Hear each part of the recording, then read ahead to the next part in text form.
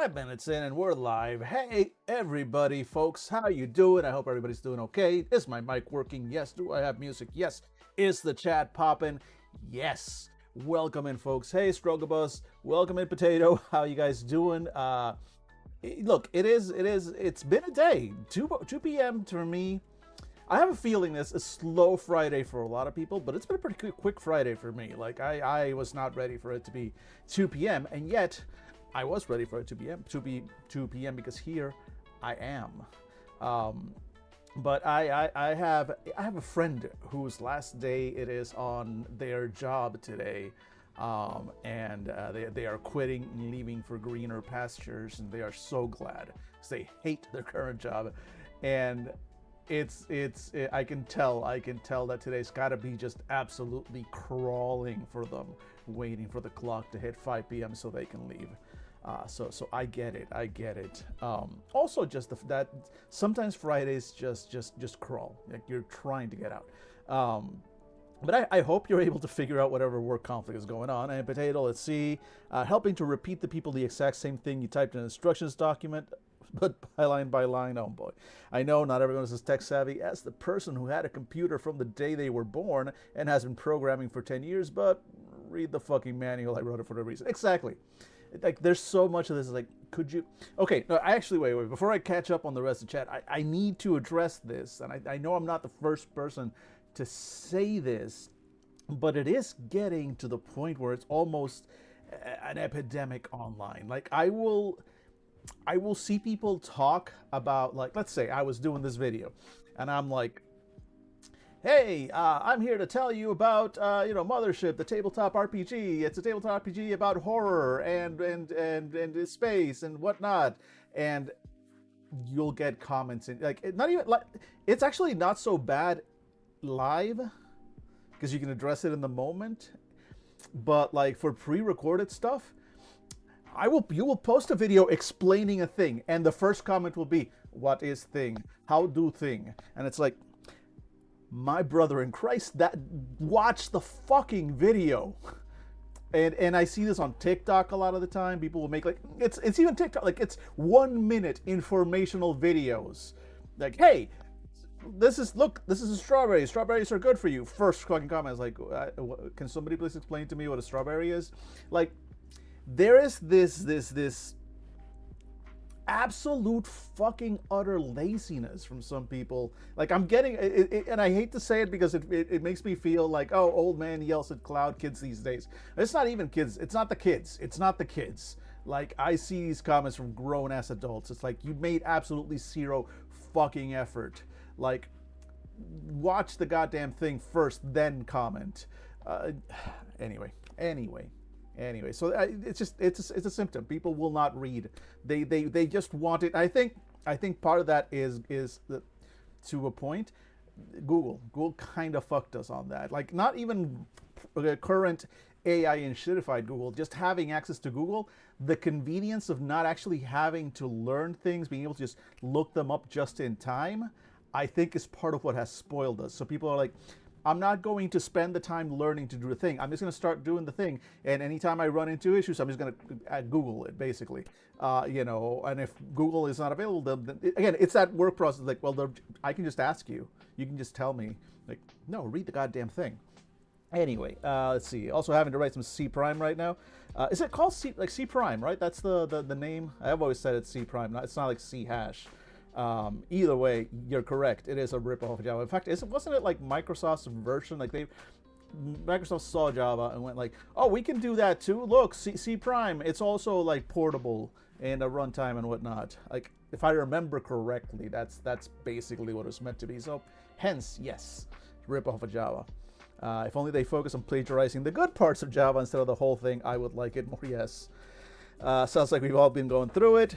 All things considered, you're good though. Take this over work drama any day. Agreed. I mean, luckily here at my workplace, very little drama. I mean, my boss is kind of a dick, but that's okay. I knew what I was getting into. I like to read stuff usually over watching a video on it, but where to post that kind of question is a search engine. I remember some of that remark. I learned to program by lots of searching on the also C#. C sharp, right? That's look. I've said this before. I am music is black, also black magic. Just like drawing and art. Music is black magic. I am no good with musical terms, but yeah, right. The right that the hash is basically that's what it means. It's sharp in musical notation. I don't know if it's also that in math. I dropped out of college in the first year, and it shows. And it shows. Anyway, folks, let me actually get it, because I did kind of forget a little bit. Or I didn't forget, I lost track of time. So I don't have the document open. So let me get to my Dropbox real quick and grab my PDFs. Because today I had some good sketches on the Blue Skies. You lie. You are a lying liar who lies. You're a friend and I appreciate it, but also those are lies. Filthy lies spread by my enemies to...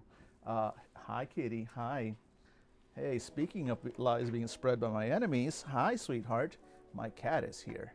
All right, where are my PDFs? Here we go. And where are my PDFs? Uncivilized games. Here we go. The games. So I have, according to my records, I have 1, 2, 3, 4, 5, 6, 7 games written.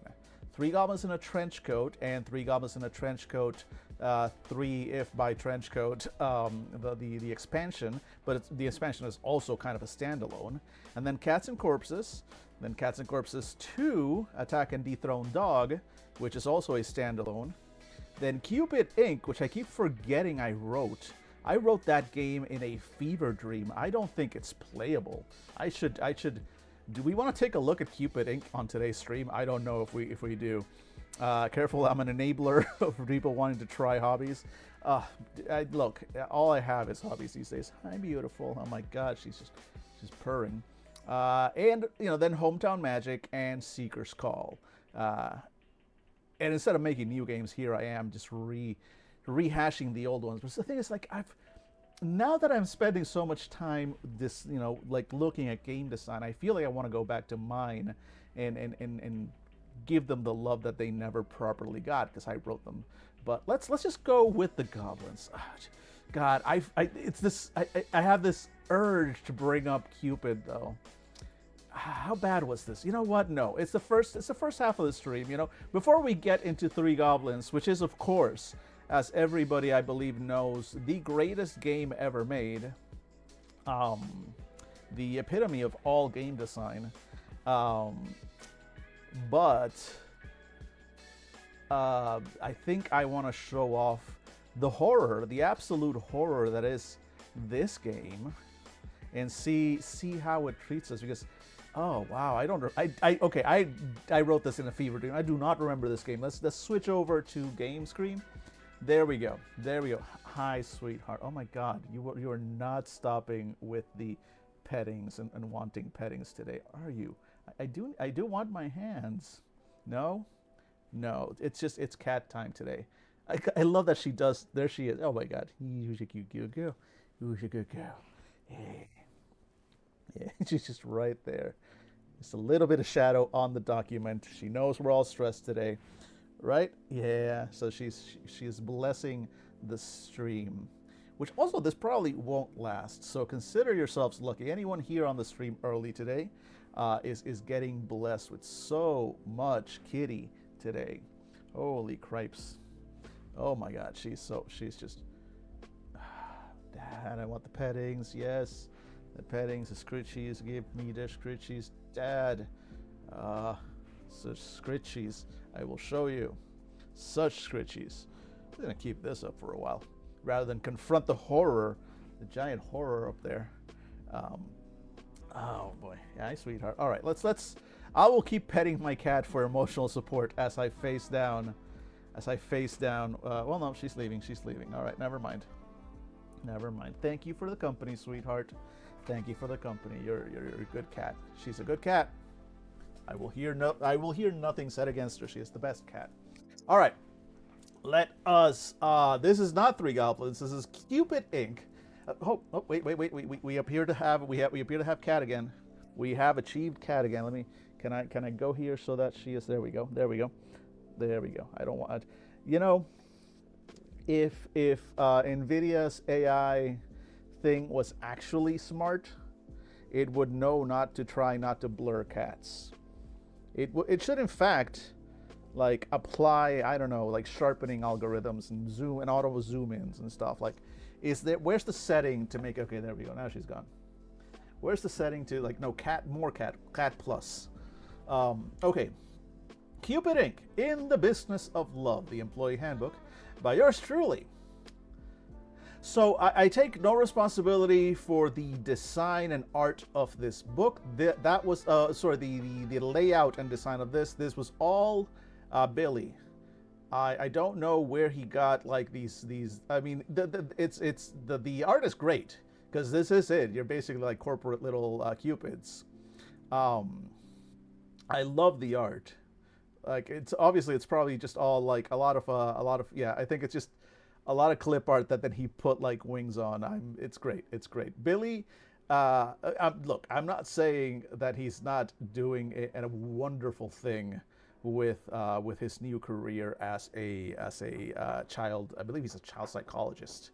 I don't know if that's his official job title, but he's working as a therapist with kids. Incredible, goddamn hero. That said, had he not been doing it, like if he had just taken the time, I think this is what, it's certainly better than my own skills anyway. That said, this is not a good game we're about to see here. I have no confidence in this game, and I can say this clearly because I wrote it. But yes, no, Billy, like this, and actually, let me wait. Also I'm gonna open up real quick. Three Goblins, both Three Goblins games. So Three Goblins in a Trenchcoat. Oh wait, it opens up in a new window. Okay, never mind. So I guess I would have to close this one. Close and then open document.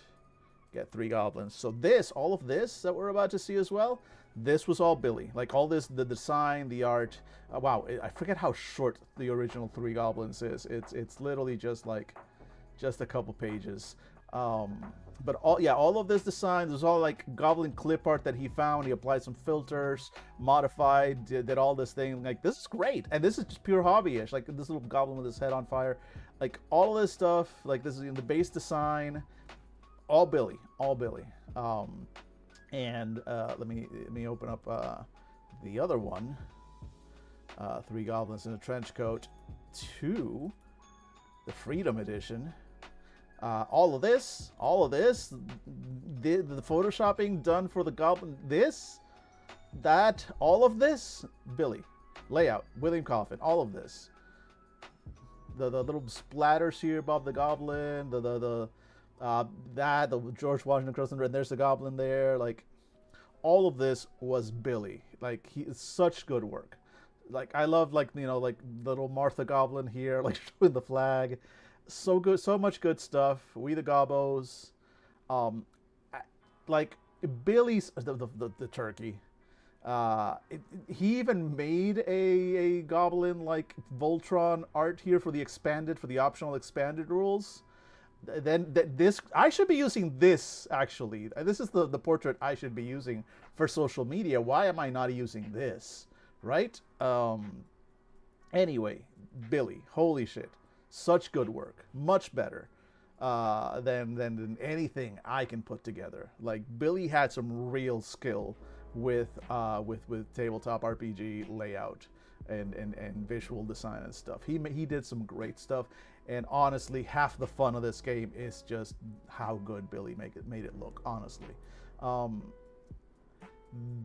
so let me go back to, we'll just switch over. We'll open up, it opens up in a new window. So I have to close and open for it to remain in this window. All right, let's just open Cupid. Anyway, let's go back to this one here. Where'd you go? Oh, are you going to make that into a cubby? Are you going to? Oh, I think she might. Okay, so I have, basically, it's a direct line from the entrance of my apartment through the living room and to the door to my bedroom where I'm currently recording for the next week or so. But in a week, again, I keep hyping it up. But in a week, I will be in my new studio location, literally all the way across the apartment in the other room. But right now, so in the entrance, I have a little sort of mini bench which has some nooks underneath it for you to like put your shoes. This is a shoeless household most days. I don't own a lot of shoes, so there's plenty of spare shoe nooks under that little city bench. There's a little city bench. You can sit down, take off your shoes, keep going. Anyway, very comfy, very nice. Love it. She just went into one of the little empty shoe cubbies and is crawled in there. And yeah, no, she's loafing. She's having a wonderful time. I had been hoping for this day. She'd never done that before. I'm surprised she'd never, but today, finally it happened. I was here to witness it. I'm so pleased. I'm less pleased with my game writing ability, but let's subject ourselves to this. Anyway, the only good thing about this game, once again, is Billy's layout and artwork. The rest of it is all my fault, and I apologize deeply, sincerely, and honestly. Being a Cupid isn't all it's cracked up to be. Oh, sure. In artwork and movies and cartoons, you're shown as adorable little winged babies flitting about, shooting people in the heart with arrows and making them fall in love. If only it was that easy. None of the cartoons show how much paperwork comes with the job, for one, and forcing people to fall in love? No one has that kind of power. Being a Cupid is more like being a supernatural matchmaker, except your client has no idea you even exist. You learn about your clients and you subtly affect the world around them to nudge them gently towards one another, and then you cross your fingers and hope. Sometimes, though, you have to be a little more direct. Welcome to Cupid Inc. Limited. This is a comedic tabletop role-playing game about the employees of a supernatural corporation tasked with helping people fall in love. It is a GM-led game with strong player input and collaboration on the story, where the players are tasked with helping two people fall in love, and the GM gets their kicks by making that difficult for them. Safety first. While Cupid Inc. Limited is meant to be a lighthearted and fun game, it can deal with themes that can be upsetting or even painful to some people. Some of those topics are love, romance, relationships, privacy, office politics, and power imbalances. If you are uncomfortable with one of those topics or specific aspects of them, please consider discussing it with your GM and fellow players so they can be handled appropriately. We also highly encourage the use of safety mechanisms such as the X card, lines, veils, or script change. For more information on those and other mechanisms, please see the excellent page on safety and calibration tools from Big Bad Con. And boom. In fact, I gotta say, I'm one of the reasons I want to rework on Three Goblins is I don't think I have any kind of safety tools on Three Goblins. And again, Three Goblins is basically just one long dick joke made into a tabletop RPG. It is a shitpost RPG. It is also the greatest work of tabletop RPG design in known human history, of course, but also it is a shitpost RPG. So I'm pretty sure there are no safety tools noted in Three Goblins, which is honestly something that probably should be addressed. Because I've played some games of Three Goblins that have gone places. Yeah, people are sick. In all the best ways. But I think Three Goblins could actually use safety tools. New employee orientation. Let's see. So what do we do in this game? Welcome, new Cupid. We here at Cupid Inc. Limited are absolutely thrilled to have you join our team of dedicated, enthusiastic, and hard-working angels as a new romance specialist. It's your job to work with other members of your team to bring people together through the power of love. Our patent-pending technology allows us to detect people fated to be soulmates anywhere in the world, at which point our teams step in to ensure that the lucky soon-to-be couple has the best chance possible to find one another. As we like to say here at Cupid Inc. Limited, we give fate a little nudge. Catching up on chat, have you seen the world around us? We are products of our environments, sir. True, fair, all very, very, very true. How to play. So, you want to play Cupid, eh? Great! Here's what you need. 3 or more players, at least 4 6-sided dice, paper and pen or pencil to take notes. Once you've got everything, the first step is to determine who will be the GM for the game. The GM will play the role of pretty much everything that isn't the players themselves. You're the middle manager, refusing to approve needed resources, the fated couple being brought ever closer by the Cupid schemes, and the world hell-bent on keeping them apart. The GM will also adjudicate the results of dice rolls and introduce new complications into the game. Everyone else will play the role of an angelic employee of Heaven's premier mortal matchmaking service, Cupid Inc. Limited. As low-level Cupids, the players will work together to turn the spark of romance into a raging bonfire of love between their mortal charges. To do this, they'll study their assigned mortals, plan elaborate schemes to bring them together, and use their abilities, and some strategically launched arrows, to make sure that not even hell itself can keep those marked by love apart.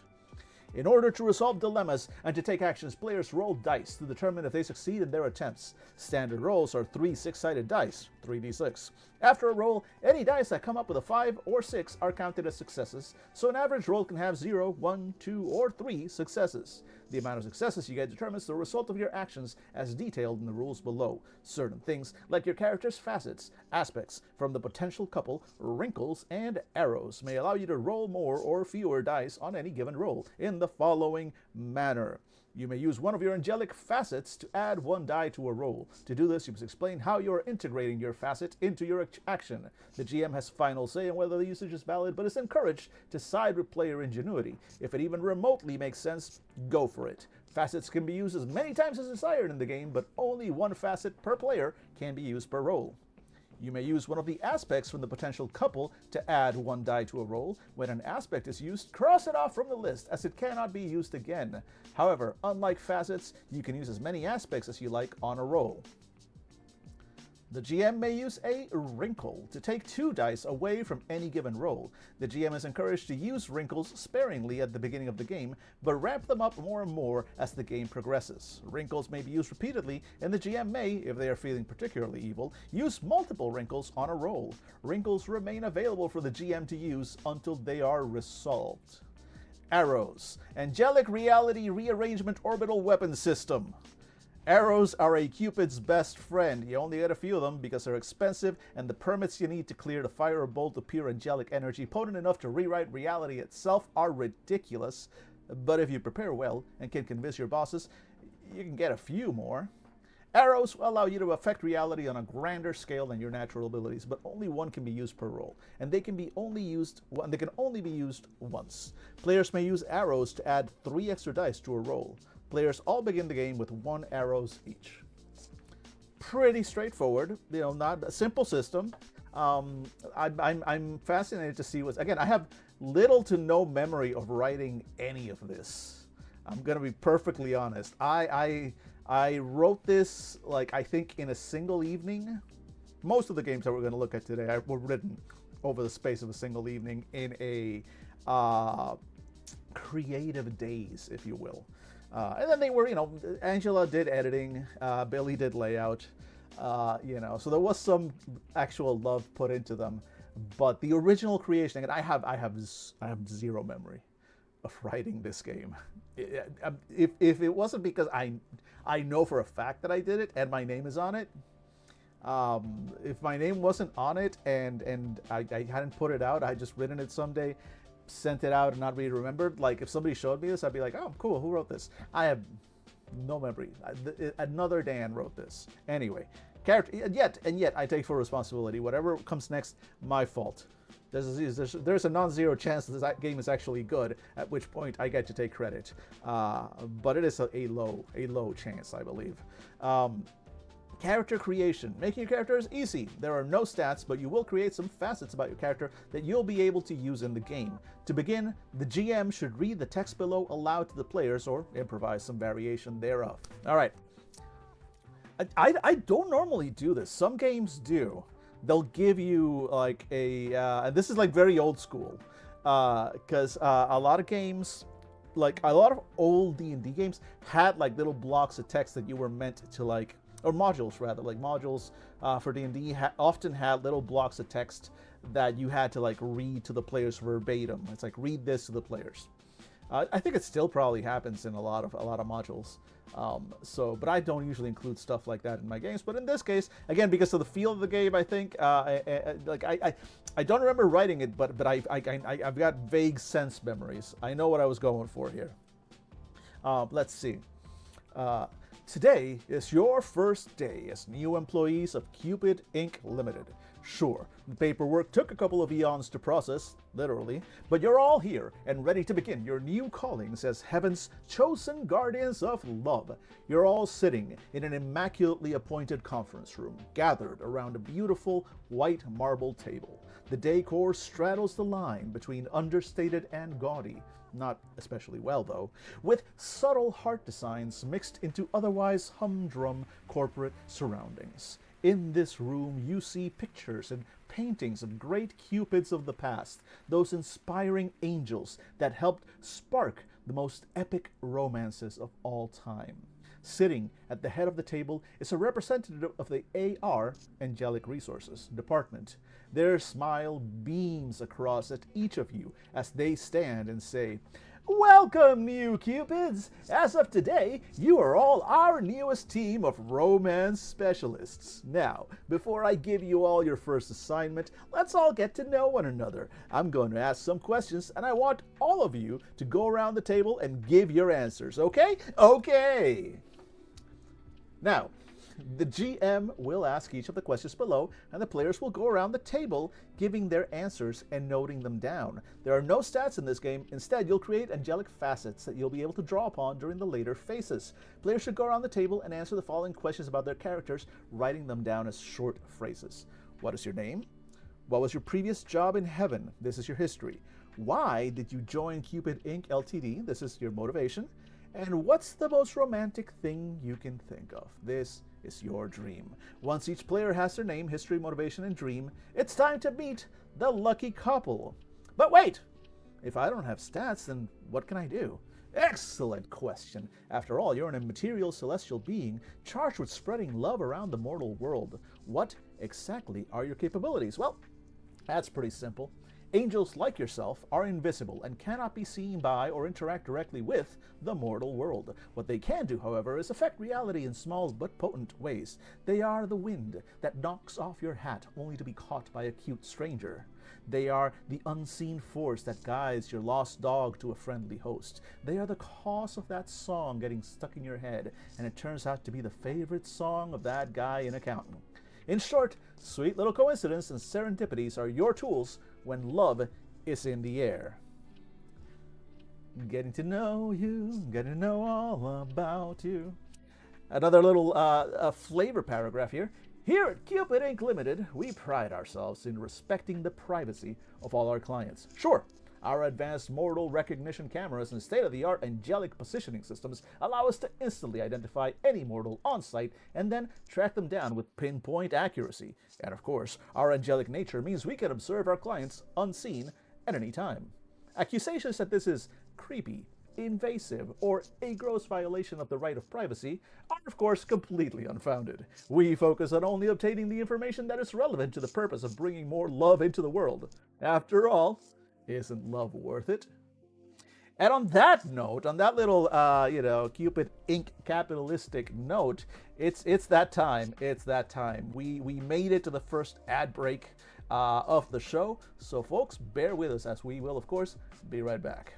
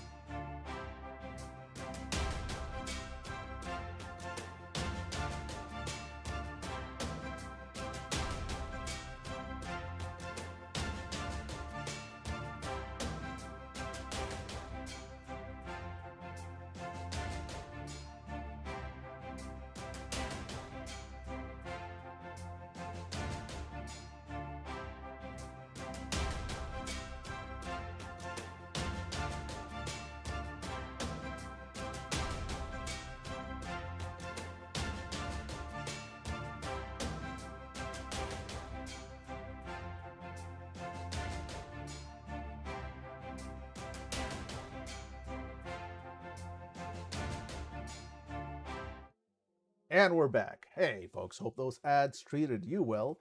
But it is time to return. All right. So we've got a game. All right, we've got some basic stats. We got some characters. They're defined by some by these aspects of theirs, or facets rather. Let's see. The GM should now pass a sheet of paper around the table. This will be the dossier. Each player will describe and write down something about the couple they are meant to bring together. It can be either something about one of the persons in specific, or it can be about both of them. Examples of the kinds of information they can declare in the dossier are names, locations, hobbies, occupations, pets, dating preferences, favorite things, or family. Of course, players are encouraged to come up with any kind of information they can think of and should not feel limited to merely the list above. When the dossier has gone around the table once, the GM should introduce a wrinkle, an aspect of one or both of the potential couple that could cause complications for the players. For example, one person is a renowned barbecue chef, but the other is a strict vegetarian. Differing schedules mean neither person is normally free at the same time as the other, or one person is a cat owner, the other one is allergic to cats. Wrinkles should be things that will present a challenge for the players to overcome or find a solution or compromise to, but not things that would make romance impossible between them. Once the first wrinkle is introduced, repeat the procedure once more, going around the table introducing aspects until the dossier returns to the GM and a second wrinkle is introduced. Now, we've officially met our potential couple. Time to learn a little more about them and put together a plan for love. It's not stalking if you're doing it for work. The GM should now read the text below to the players or improv some variation thereof. Well, now that we've met our lucky couple-to-be, it's time to get to work. Your Meet Cute presentation is due in exactly 1 week, so no slacking. Take this time to get to know your couple better, learn the likes and dislikes, and put together the perfect recipe for romance. The players now have 7 days in-game to learn more about their charges, make preparations for their first meeting, or even help iron out some of those bothersome wrinkles. For each day, the players should discuss as a group what they want to achieve that day, and then describe to the GM how, as a group, they take their action for that day, then make a roll to determine the results of that action. The actions available to the players on each day are: learn more about the couple. The players should describe how they are observing their assigned couple and what they hope to learn from the observation. If they are successful, they can gain a new aspect about the couple that they can use for future roles. There's a risk, however, of also gaining a new wrinkle, as your team discovers something problematic about the couple. Couple. Thank you, Dan. You can pronounce words, I know you can. Roll 3d6. Players may use facets, aspects, or even arrows on these rolls as desired, and the GM may, if they wish, use wrinkles. The result of the rolls show what the players gain. 0 successes, you learn something troubling about the couple. The GM introduces a new wrinkle. 1 success, you learn 1 new aspect of the couple. 2 successes, you learn 2 new aspects. 3 or more successes, you learn 1 new aspect and gain 1 arrow as your superiors notice your hard work and reward you. Another action you can take is to prepare for the Meet Cute. The players should describe the type of preparation they're making for the Meet Cute, such as finding the perfect spot, a restaurant that both people like, and generally anything that will help make sure things are perfect when the couple finally meets. System. Roll 3d6 as always, apply facets, aspects, or even arrows on these rolls as desired, and the GM may, if they wish, use wrinkles. The results of the roll show what the players gain.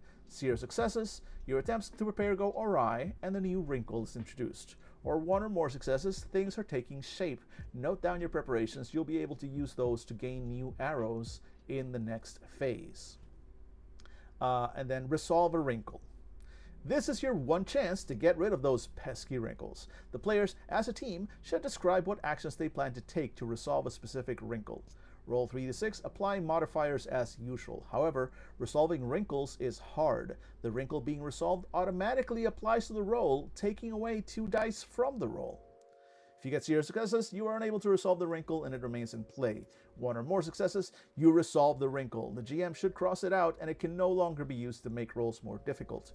Once all 7 days have been completed, it's time to go back to the office and present your plans to the top brass. The big presentation. It's your time to show off all your hard work and preparation before the big day. Your bosses have all gathered and are eager to see the results of your labor. Play your cards right, and you just might gain a few more arrows in your quiver. The week is done, and now is your last chance to get some extra resources before everything kicks into motion. For this phase of the game, the players should put together their final plan for the meet cute. While some might say that the simplest plans are always the best, those people have never had to deal with celestial bureaucracy. The top brass, after all, appreciates initiative and inventiveness. Once the plan has been hammered out, each player will take a turn explaining one aspect of their meet cute plan to the top brass, played by the GM. The GM is encouraged to have the top brass ask questions, make objections, and, as always, remind the angels that resources are limited. Once each player finishes their presentation, they may, if they choose, roll to see if the top brass will grant them additional resources in the form of arrows. However, this comes at a risk. A bad roll may mean your presentation didn't go over as well as you'd hoped. A bad presentation can shake the top brass's confidence in you, and they'll apply restrictions to your plan. Restrictions work exactly the same as wrinkles, and the GM may use them in the same way as wrinkles on future rolls. Some sample restrictions are changing the date of the meet cute to one that is harder for the team to arrange because of a company outing that conflicts with the original date, or a board member decides to make this their pet project and demands they be consulted for sign-off on every step of the plan, or the boss wants their kid to come along as an intern, or worse, as team lead. If a player decides to roll, they may then roll 3d6. This roll can only be modified by facets or by the preparations made in the previous phase. For each preparation used, cross it out and add 1 die to your roll. That's why I said like 1 plus successes. If you did a preparation, note down your preparations. You'll be able to use those to gain arrows. So 0 successes, you gain no additional arrows, and the top brass places a restriction. 1 success, you gain 1 arrows, but the top brass insists on a restriction as a condition of the extra resources. Or 2 or more successes, the top brass are impressed with your inventiveness and grant you 1 additional arrows. Once each player has completed their presentation, the meeting is over, and it's time to get to work again.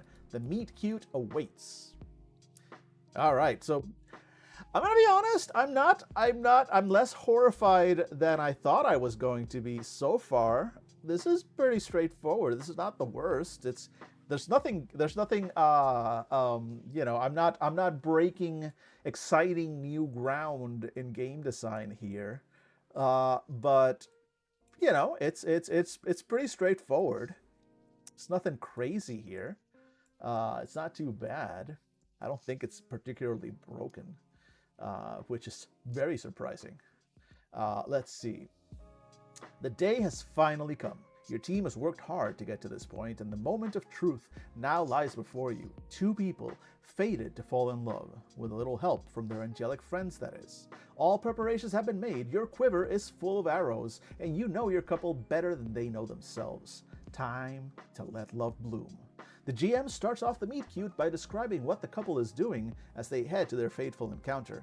The meet cute consists of 3 challenges, each one more difficult than the last. After the initial description of the couple, the GM will introduce the first challenge. As each challenge is completed, they'll move on to the next one. The players must use all the resources they've gathered throughout the game to try and overcome or resolve each challenge. If they're able to overcome all 3 challenges, hooray! Love will almost certainly bloom. If, however, even a single challenge is failed, it'll be much, much harder.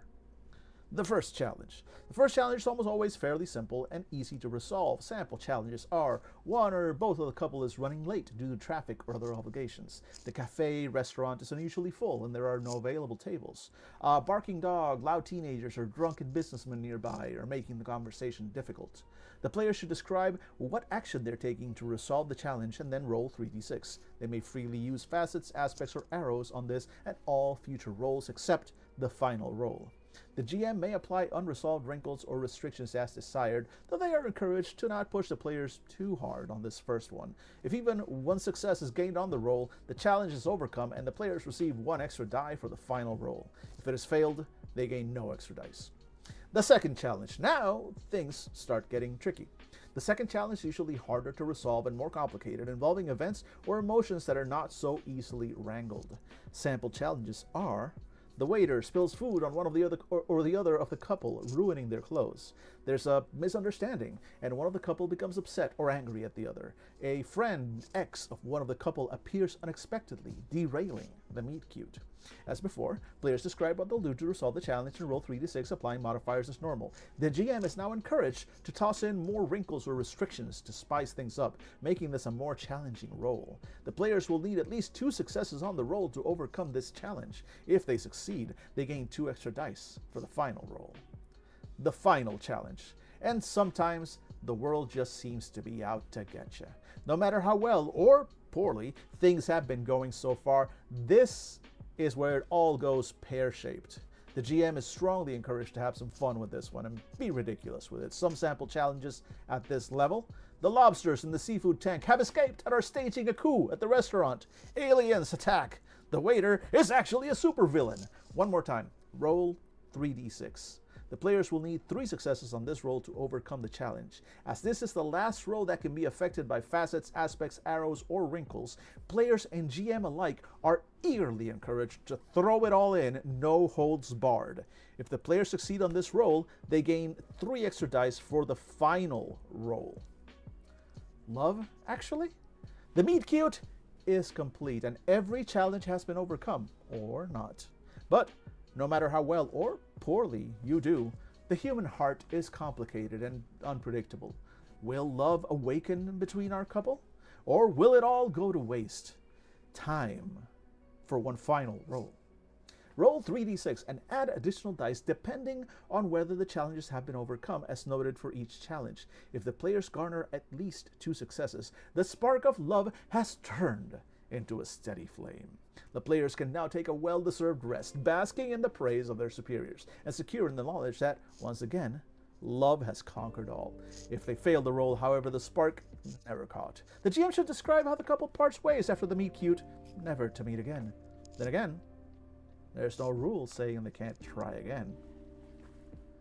A word from the creator. Well, let's see what this asshole has to say. Let's see. Thank you so much for reading and hopefully playing this silly little game. The writer of this game and everyone who worked on it all believe strongly that love is love. And we hope this game lets you have some fun indulging in rom-com tropes, angelic hijinks, and office chicanery.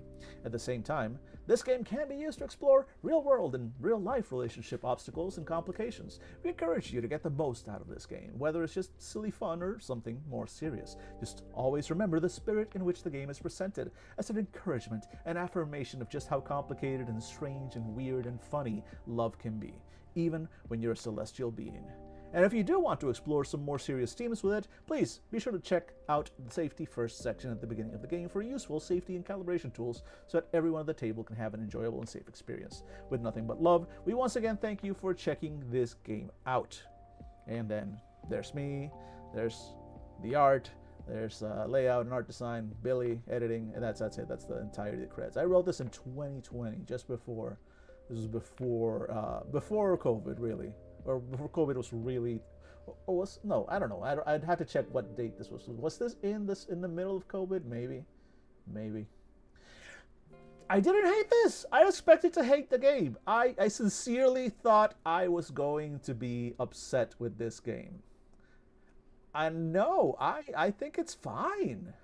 Like I said, I don't think I'm breaking new design ground or anything, but I mean, chat, let me know, like, what impressions. I'd love to hear some impressions. I've honestly never really gotten a lot of feedback on this game because it's, like, even I forget I wrote it. But I don't know. It's like, it's a fun little, almost party style game. Like, this is definitely like a one-shot. You'll notice there's no advancement mechanics or anything. This is a party game more than a proper TTRPG, really. It's almost a slightly Fiasco-esque, even if the mechanics are very different. But in that vein of we're playing a game. We're playing these specific phases of this game, and these things happen in each phase, and we deal with it, right?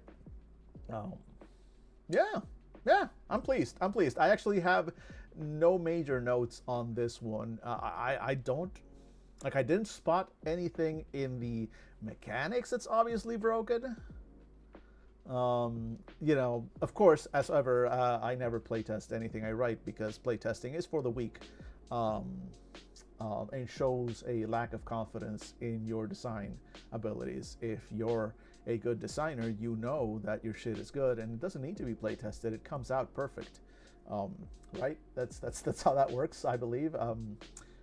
Please let me know if I'm wrong, but couldn't possibly be wrong on that one, right? So it's straightforward, it has a goal and sets out to do it well, it has some rewards for creativity. Good job to all you guys. Thank you. I appreciate that. Like I said, the game itself, the design, the rules, everything else, it's all me. But like, yeah, this is like good work on Billy's part too on the design. I mean, I remember telling him this at the time. It's not like I'm going like, wow, I told Billy this was shit, and 4 years later, I'm like, wow, no, this actually, no. Like, yeah, no, Billy has always gotten nothing but absolute goddamn praise from me on his designs. All right. So with that diversion out of the way, let's actually get back to what we intended to do today, which is, of course, to visit the greatest game ever created. Actually, I think the greatest game ever created is the sequel to Three Goblins in a Trenchcoat, right? The expansion pack, because it cleans up some of the rules. It has expansions. It has more details. But this is the root of it. This is where that came from. This is the rough gem that was later, polished into the brilliant game design diamond that is, the current existing version of Three Goblins in a Trenchcoat, Freedom Edition. Right. So with that in mind, let's go ahead and first look at. This is one of those. Where is it? Here we go. I actually have a physical copy. I mean, this is by printed it and stapled at a Kinko, but it's like full color. Look at this. Holy shit! Like that is a. I also somewhere in this apartment have a full color version of the Freedom Edition as well, but I couldn't find it. I do have like little black and white printed. Oh, there we go. Black and white print versions of Three Goblins and 3F by Trenchcoat. So I do have a copy of 3F by Trenchcoat black and white available right now. So here's another thing. Oh, I haven't stapled these. I just realized. Like, I need to get better at doing layout like this. I want to do layout like this because one of the things I'd like to do now that I'm going to have a lot more free time and availability and whatnot, and I'm going to be kind of focusing more, is to write more little games, right? And I would throw good money at a hard copy of Three Goblins. So here's the thing. I want to try and make some goddamn money out of all this. I love you all, and I love this, and I'm gonna continue doing it, even if I unfortunately end up back in IT in the next 6 months or so. But I'm trying to take a stab at least being able to bring in some income with all this. And I'm thinking if I can start, because I can write something like the original Three Goblins like fairly easily. If I could put out something like this every month and have it available on like a Patreon or Ko-fi for like $5 a month, and I could provide like this, something along these lines for about $5 a month on a steady basis, that's not the worst thing, right? And we can get some people, and hey, throw $5, you get a copy, and and Patreon being what it is, of course, you get copies, you get access to the previous stuff, etc., etc. But I'm working on that. I want that to happen. But I think I need to sort of bump up my graphic design skills, because while I could put out just raw text tabletop RPGs, I mean, at the end of the day, that's really the game itself, right? There's a part of me that really, like, I feel weird charging money for anything less than like at least something like this, it's the fucking just Protestant work ethic bullshit that's just been hard baked into me as an old man. So Potato, point is, first of all, yes, I'm trying to do something where I can provide the PDFs of all this stuff for people, but also I'm thinking, oh, hey, through that, I could then offer like some physical copies, right? And it's like, oh, if you're at physical copies are physical copies, right? It's always more expensive. But like, oh, people at the $15 a month tier or $20 a month tier or something will get a printed a physical printed version of that month's game sent out to them, mailed out to them. I'd have to really sit down and like do some math. I doubt I'm going to be overwhelmed with hundreds of orders, but at the same time, it's like, all right, how much would that be something that that is chargeable, that is a reasonable price to charge while still not ending up actually costing me money, because shipping is what it is, right? Especially, I would probably have to restrict it to US only, unless like, anybody outside the US is willing to pay more shipping, blah, blah, blah. Providing physical products is always a mess.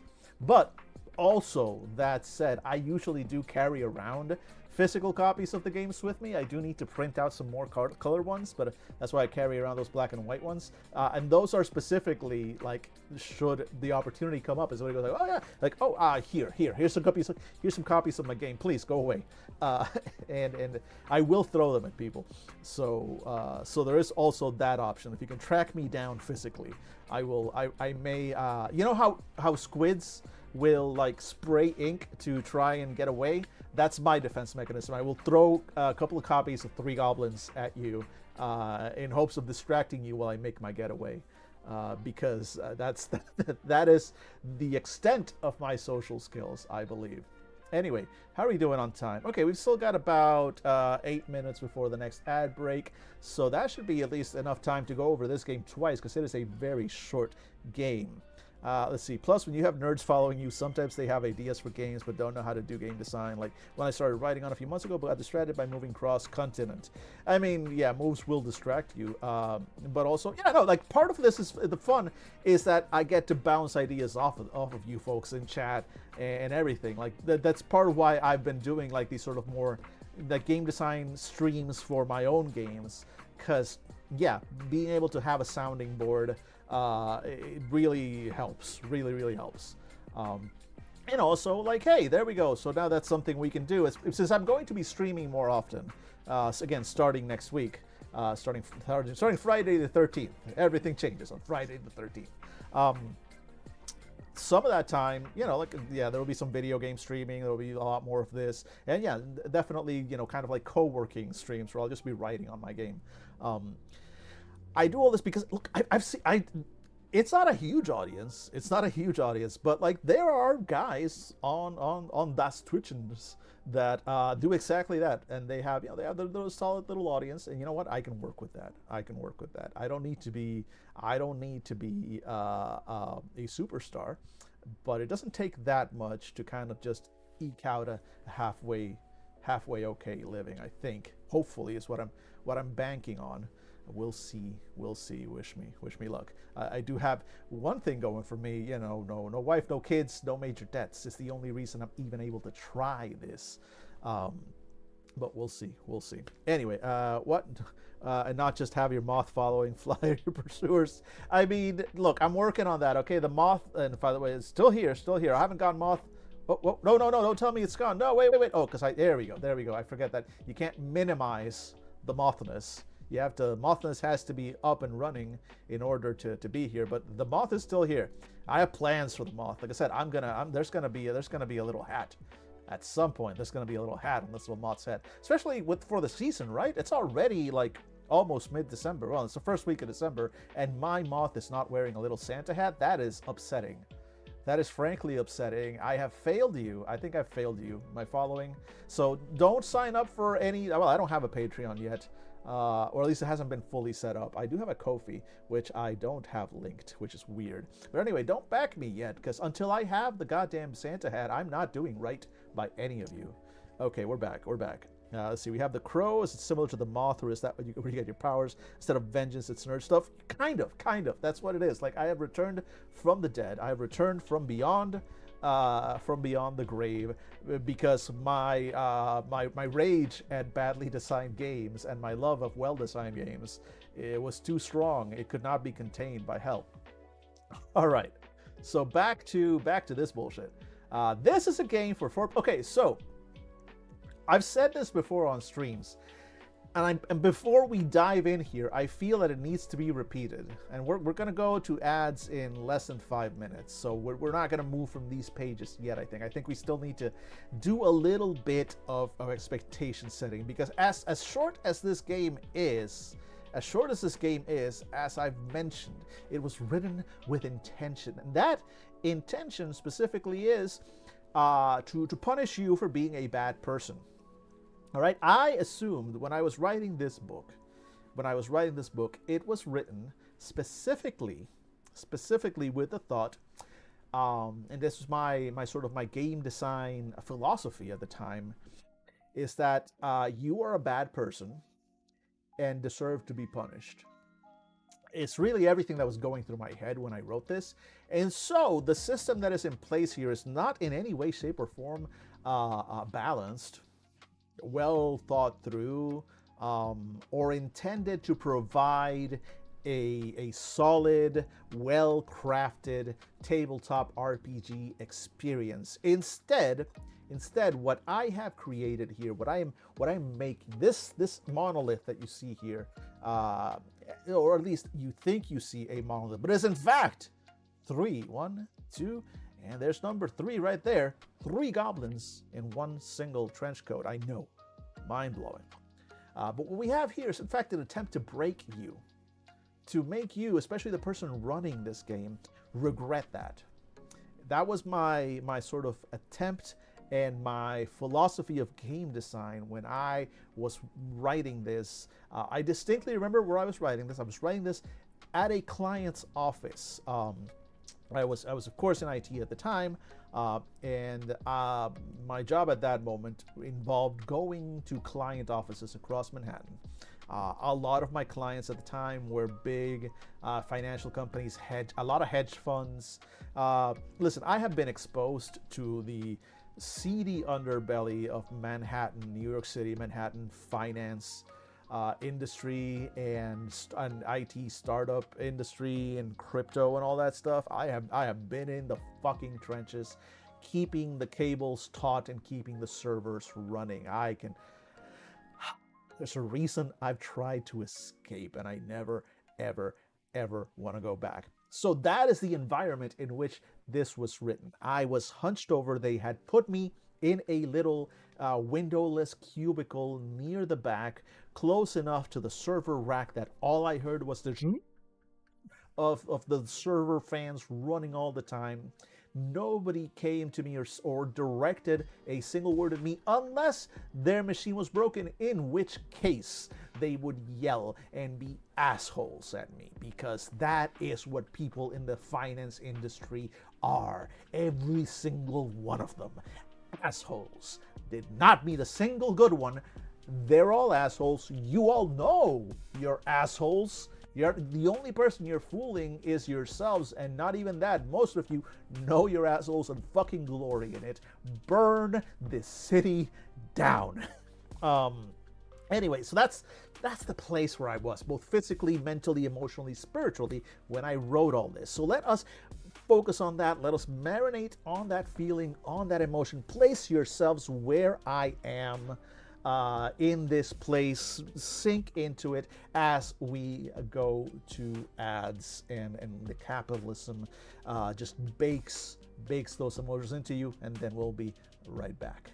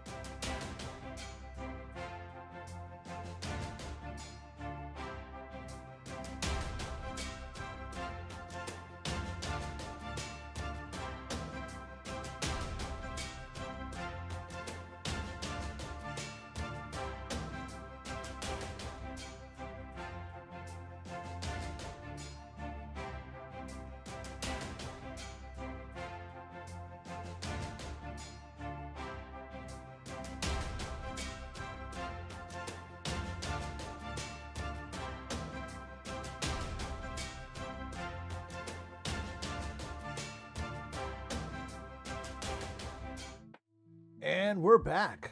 Welcome back from the ad zone. You've been advertised to. All right, let's dive into it. All right, I hope you had a few moments to marinate in the capitalism of it all as we finally gaze upon and dive into, once again, the precursor to the greatest piece of game design ever made. 3 Goblins in a Trenchcoat. The one, the only, the inimitable, often imitated, never duplicated 3 Goblins in a Trenchcoat. This is a game for 4 players. Now this here, immediately we run into the first problem with the original game. The original game was not very flexible. It was very clear on what it wanted to be, right? This is a game that had a vision. That vision was encompassed in the title of it. This game wanted to give you one thing and one thing only, and that thing is 3 goblins in a trench coat. But that placed a certain expectation right on the gameplay, because it means that there is a fixed number of players, 4 players, about 3 goblins, their trench coat, and the trouble they get into. Created by yours truly, with layout by, once again, the inimitable William Coughing, edited by the wonderful Angela Kraft, and playtested by a group of people that some of you may recognize as the crew of the greatest little podcast, the longest running little podcast that nobody's ever heard of, Fandible.com. So again, we see some differences from my usual game design philosophy. Not only is this highly inflexible, but it was playtested. Which should tell you something about how good we are at playtesting, that the rules as written somehow passed that playtesting. Step 1. Now we're into it. Now we're doing it. Now we're actually, there's no more intro. This is it, right? It's a game for 4 players, 3 goblins, 1 trench coat. Trouble. Vision statement. Dive into it. Step 1, choose a goblin. Select 1 player to be the GM. Give that player a drink and let them enjoy it, while the other players choose what kind of goblin they would like to play by picking 1 from each of the following lists or rolling 2d6 to pick randomly. Now, the sharp-eyed among you may have noticed an instruction here to give the player that is chosen to be the GM a drink and to let them enjoy it. This is included here. You'll know this is a rule. This is part of the rules. If you, friends, have played this game and you have not given the GM a drink to nurse while character creation is happening, you are playing the game wrong. The liquor is part of the game tools, okay? Paper, dice, players, alcohol, or intoxication. I can't drink alcohol, so I, for one, would have to take a hit of my weed vape or smoke a joint or something. By the rules as written, you should not be running this game sober, is, I think, the message I'm trying to send here. And a lot of people don't get that, because I am being a little bit subtle with it, right? I could have come out, but, look, I had to keep this tight, all right? It was meant to be my original goal for 3 Goblins, and I've said this before, was to make this a 1-pager, right? And that's why, for example, you'll see soon that you only have 3 stats, right? But actually, no, you technically have, because that was and I wrote it wrong here. And I think this is one of the things that I fixed in, well, hopefully I fixed it. I actually don't remember if I fixed it, but in my head and in my heart, it's been fixed. Because I say that all goblins have 3 stats. I believe, and I would have to go back to the original documents and see, I believe that when I wrote this, I wrote it correctly. Because it was supposed to read that you have 2 stats, lying, cheating, and health. Because at the time, all the games that were coming out were there was a whole thing, because this was like around the era of Honey Heist. So all these honey heist type games and lasers and feelings and stuff like that, that was kind of like the running joke. You have 2 stats, lasers and feelings. You have 2 stats, you know, bear and honey, or whatever the fuck the honey heist ones were. That was the whole thing. And so my joke was like, you have 2 stats, lying, cheating, and health. The idea was that would spark what could loosely be termed conversation, or what I was hoping would turn into outright arguments at the game table. But alas, my editor, being a sane person, corrected it to 3 stats, lying, cheating, and health. Again, while this is printed, know that spiritually there is an errata here, and this should actually say 2 stats. And all references to 3 stats should always say that there are 2 stats, lying, cheating, and health. Anyway, back to the previous page, because we still haven't chosen a goblin. And in fact, ladies and gentlemen, let's go ahead. Tell me in chat if you would like me to create a goblin. We're going to need at least 3 of you. I don't even know if there are 3 of you in chat, but the first 3 people to pipe up get goblins. All right, so let's see. Select 1 player. All right, so and we'll do the 2d6s. We'll do the dices. All right. Here we go. Potato gets 1. Arbalest gets 1. All right. So let me see. Let me get my dice ready. All right. So let's start with potatoes here. It's just one very tall goblin. Yeah, no, it's true. There we go. PB gets a goblin. That's 3. All right. So goblin number 1 goes to potato. Let's roll 2d6. Although let's do it this way. And then because there are, in my opinion, better options in the expansion, but we haven't gotten to the expansion yet, right? We're focusing on this one, so let's do it. So first thing for potato. Let's see. We dice. Okay, here we go. 4. So you got a buff goblin. You get to roll twice when rolling to attack, and you keep your best result. So you roll with advantage on attacking. Well done. You've got a buff goblin with a big nose. You get to roll twice and trying to smell things. Keep your best results. All right, so that's Potato's goblin. Go ahead and give him a name, Potato. He is buff with a big nose. Let's see, and then Arbalest gets a... Ooh, what is that? That is a 1. You got a short goblin. That means you get a +1 to cheating. Take that as you will. With a big mouth, +1 to lying. Look at you. You are good at the 2 things that goblins are known for, cheating and lying. Well played, sir. Well played. And finally, PB... Let's see. Oh, that's a 3. Oh, wiry. So you get to roll twice and trying to hold together. Hold together. We'll learn what it is later on. It is basically, you know, when you're trying to keep all y'all inside the trench coat. So well done. You got a wiry goblin with a big brain. You get +1 to both cheating and lying, but you will get a -1 to health, because you're a smarty pants. You've got a wiry smarty pants, wiry goblin with a big brain. We got a buff goblin with a big nose, and we got a short goblin with a big mouth. Excellent. Well done. Step 2. Now you will assign your stats. So all goblins have, again, let me repeat, this is wrong, and should be, this is one of the first things that we're going to have to correct. And to my editor, remember, this is incorrect. The correct number of stats that all goblins have is 2. You have 2 stats: lying, cheating, and health.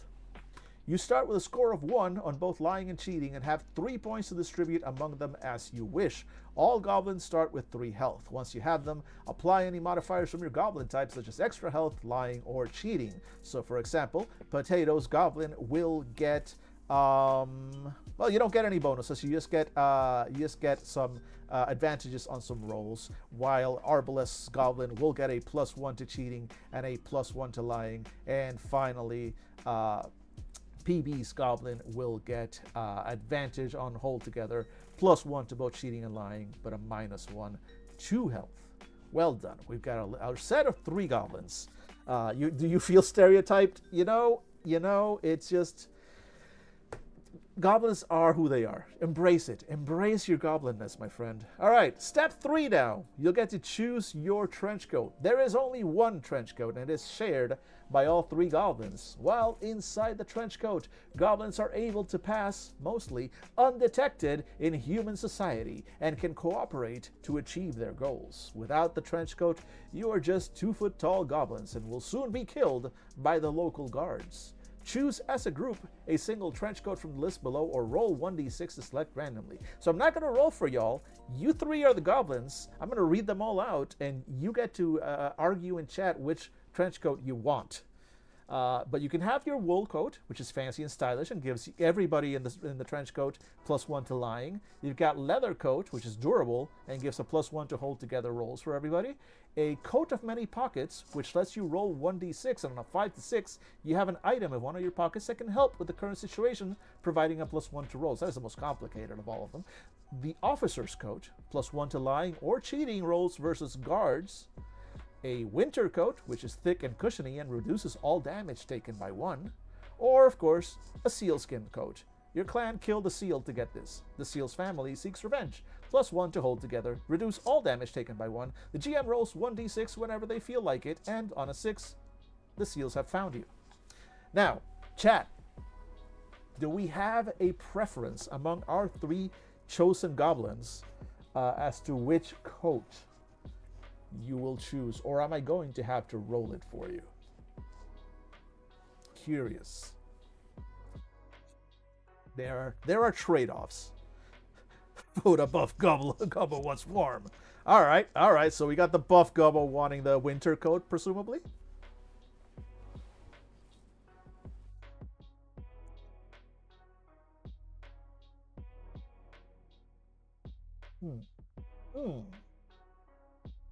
It is quite chilly. It's true. I have to, after today's stream, I have to go out and buy some groceries, and I'm not looking forward to that.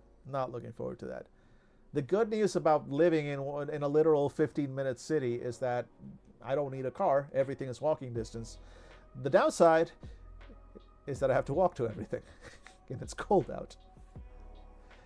It's so cold here, the back door jam had frost in it on the inside of the... Oof, yeah, I've been there. And by there, I mean I once stayed with some friends in Buffalo, New York, so I know what it is to be snowed in. All right, so that sounds like 2 votes for the winter coat to me. Unless Arbalest has a tiebreaker. Well, that's not a tiebreaker. It would just be a protest vote at this point, because technically 2 out of 3 is winter. So I think we're just going to go with winter for now. We will register your vote, Arbalest, later. Step 4 then. Now we're going to choose your goblin goals. So we're going to choose one of the goals below for the goblin group, or roll 1d6 to choose one randomly. Let's do it. Let's do it random. Let's see what we get for our goblin goal. So 4, which is kidnap the baby. Hell yeah. Fan favored, kidnap the baby. But all our choices all of them are, of course, classic goblin choices. Steal the shiny, eat the thing, kill the thing, kidnap the baby, flee the place, or of course the classic goblin win the talent competition. So we're going with kidnap the baby because, of course, babies are best eaten when fresh, so you want to keep it alive before you get it back to the goblin tribe. A note to the player. Generally speaking, the goblin at the bottom will be the feet. Pause. In fact, many people would say that describing this is not strictly necessary. That what I put in this little sidebar here is, one would say, obvious. But I also don't trust anyone at all. So I felt the need to fully explain. The goblin at the bottom will be the feet, and so, while it is encouraged for the other goblins to give their input on where to go, the bottom goblin makes the final call. The goblin in the middle of the trench coat will be the one controlling the hands, and while other goblins can reach out and snatch things when no one is looking, the middle goblin will control the coat's arms. Finally, The goblin on the top will do the talking. Of course, other goblins can speak, but humans become very suspicious when voices come from inside garments. Just felt that needed to be explained. Now, bonus step, choose your magic. Now, none of you has goblin magic, alas. We would have, there we go. We would have needed to have somebody roll on a 6 and be a twisted goblin to get goblin magic, alas. But we're going to go over it anyway because we're looking at the game. So what could we have gotten had we had goblin magic? Well, goblin magic is, of course, very useful for many situations. If any of the goblins can use goblin magic, have each of them select a spell from the list below, roll 1d6 to assign randomly. So the first spell, of course, is darkness. Darkness spell, roll 1d6. On a roll of 4 to 6, the area goes dark, blinding everyone in it, including the goblins. Snot bomb, roll 1d6. On a roll of 4 to 6, your target is immobilized by sticky snot. Big fan of that one. Eye gleam, rolls 1d6. On a roll of 4 to 6, so you can see in the dark, behind walls, etc. Very useful when combined with darkness. Charm vermin, roll 1d6. On a roll of 4 to 6, you can control any rats, pigeons, or bugs in the vicinity for a scene. Who doesn't love themselves a cabaret line of cockroaches to use as part of a roleplay scene? Sicken, roll 1d6. On a roll of 4 to 6, your target becomes sick and unable to take any actions for the rest of the scene. And finally, ogre. On roll 1d6, and on roll 4 to 6, an ogre appears. Now everyone has to deal with it. Good job. Spells can be used as often as needed, but every failed spellcasting roll causes a magical backlash and requires a hold together roll. Because fuck you. How to play the game. Here we go. All right, now we're talking. Now this that we're about to see here is quite possibly, and with apologies to Mothership, right? We gave it high praise, but what we're about to see here is really some classic stuff, some classic stuff. Goblins interact with the world through lying and cheating. To take an action, describe it and decide whether it falls under lying or cheating. The GM is the final arbiter of which stat is used. Then determine your target, which is equal to your rating in the stat that you're using. The GM may apply a -1 to -3 to the target for hard actions, or a +1 to +3 for easy ones. Roll 1d6. If your result is equal to or lower than the target, your action succeeds. During play, it is assumed that all 3 goblins are inside the trenchcoat and they should decide which position each of them is in. Heads, torso, or legs. Your position in the trenchcoat gives you the following bonuses. So head gets +1 to lying, torso gets +1 to health, legs gets +1 to cheating.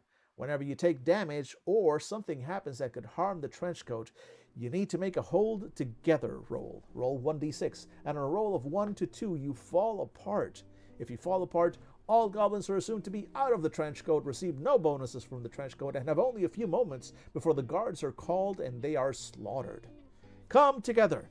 In order to come together again under the trenchcoat after falling apart, all 3 goblins must be in the same location as the coat, and all 3 must make a cheating roll to gather together under the coat again. If all 3 goblins succeed in the roll, then they are able to return back to the trenchcoat in the same position as before. However, if only 1 or 2 goblins succeed on the roll, they come together messily, and their position in the trenchcoat shifts. Randomly determine their positions by having each goblin roll an additional 1d6. Highest roll becomes the head, next highest becomes the torso, and last becomes the legs. If 2 goblins roll the same number, and they can choose between them which unclaimed position to take. If no goblins succeed in the come-together roll, then they are unable to gather under the trenchcoat before chaos strikes, and all suffer 1 point of damage from the mad scramble to the trenchcoat. They can attempt another come-together roll during their next action, or remain outside of the trenchcoat and lose all trenchcoat benefits until they next succeed on a come-together roll. So, look, the game is 3 goblins in a trenchcoat. The moment it's just 3 goblins and the trenchcoat, that's a different game. I did not write that game. The game that you were playing is 3 goblins in a trenchcoat. So long as you're not, you have to come back in the trenchcoat. Any moment step outside of spent outside of the trenchcoat, chaos, damage, death. Do not do. Stay in the trenchcoat. Combat rules. Goblins, being quick and dirty little buggers, always act first in a fight. Goblins, being weak and pathetic little buggers, can't really do much damage with direct attacks. Goblins should describe what they're doing to damage or harm their enemies and then roll cheating or lying as appropriate. Success on the roll inflicts 1 point of damage on the enemy. Failure inflicts 1 point of damage to a random goblin inside the trenchcoat and requires a hold together roll. Winter and sealskin trenchcoats eliminate the damage, but still require a hold together roll. When the enemy is reduced to 0 health, a goblin takes enough damage to reduce him to 0 health, or they fail a hold together roll, combat is over, unless the goblins were smart enough to flee before that. Let me see here. My brother and my partner realized how useful the trenchcoat was when they almost got demolished by a witch they pissed off. Note, she was trying to help them before that point. Exactly. Like, this game is not one where you are meant to send one of the goblins out. No, 3 goblins in a trenchcoat. It's in the title. Stay in the trenchcoat. If you are out of the trenchcoat, look, you are 3 goblins in a trenchcoat, but everybody thinks you're just a person. The moment there are goblins, the scene changes. Now there are goblins. Screaming starts, right?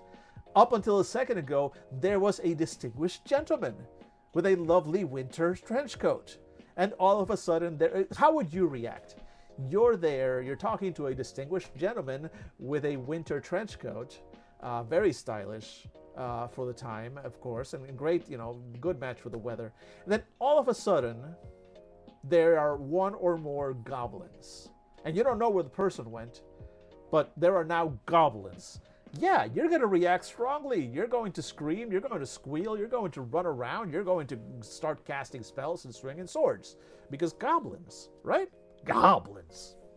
And so one thing that I don't, let me see, GM section. Yeah, so I think I add more in the sequel maybe, or maybe I just wrote about it on a blog post once. But part of the thing that I wish I'd spent more time in this initial version of the game is talking a little more about the philosophy, because one of the problems that I ran into with some players is the expectation that I'm gonna, okay, well, I attack this guy, so what do I roll? Where's my attack roll? Where's my strength? And that's not how this game works. You have 2 stats: lying, cheating, and health. So you have to approach, as a goblin, you are a goblin. You are not a human. You are not a person. You don't think like a human or person. You think like a goblin. And goblins do 2 things. They cheat and they lie. Now, tell me what you want to do. Oh, I want to get into that house, into that apartment. Oh, I want to kidnap that baby. Okay, great. How would you either lie or cheat to achieve that? And that's the question you got to ask yourself, because that is how goblins interact with the world, through lying and cheating. So how would you lie or cheat to achieve the thing you want to do? And if you have a stat, that is high enough, and I think I actually addressed this again in the expansion. I really don't mention it here. But in the expansion, I do mention that, yes, it is entirely possible for a goblin to have a combination of stats that will allow them to always succeed on a specific roll.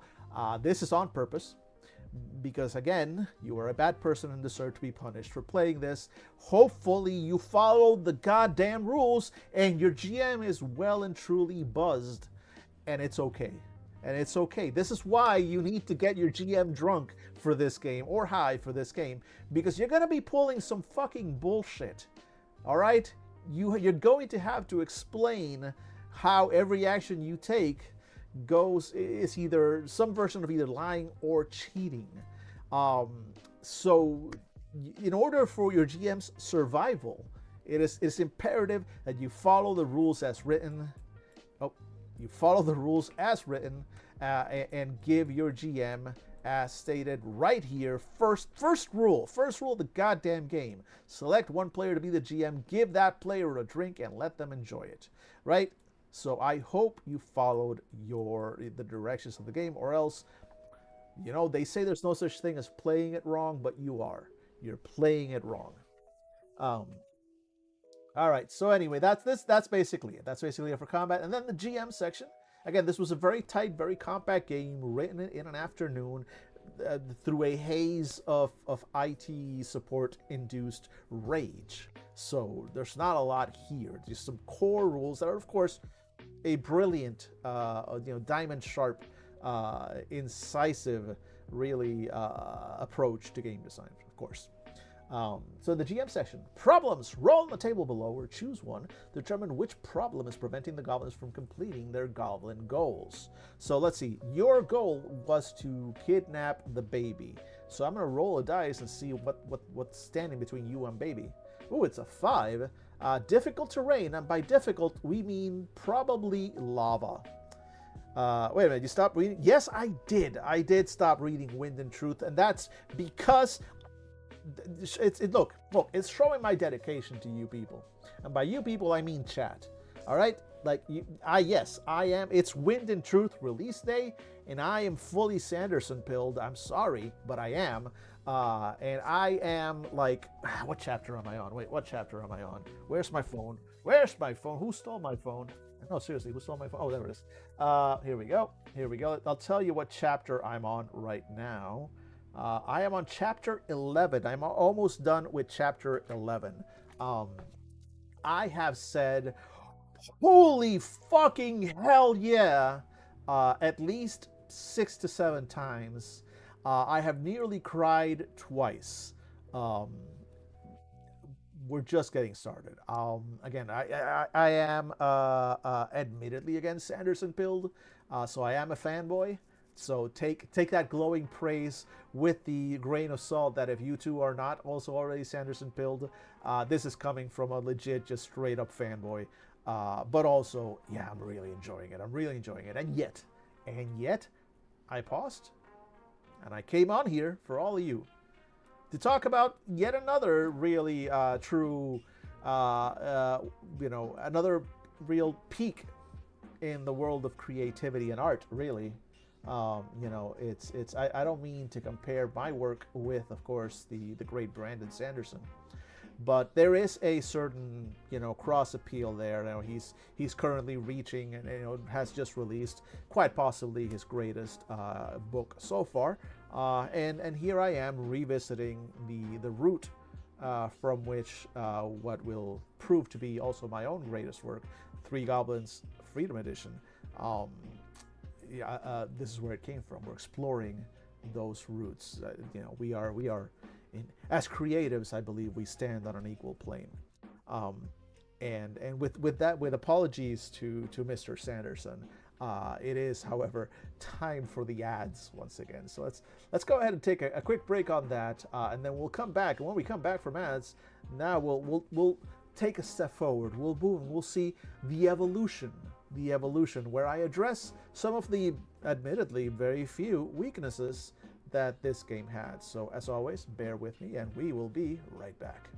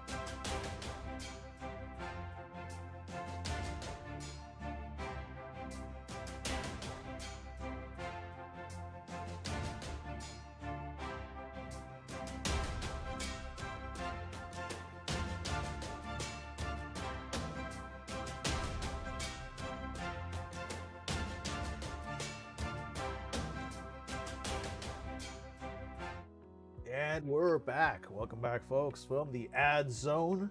I need to do. I like the album that will be right back thing.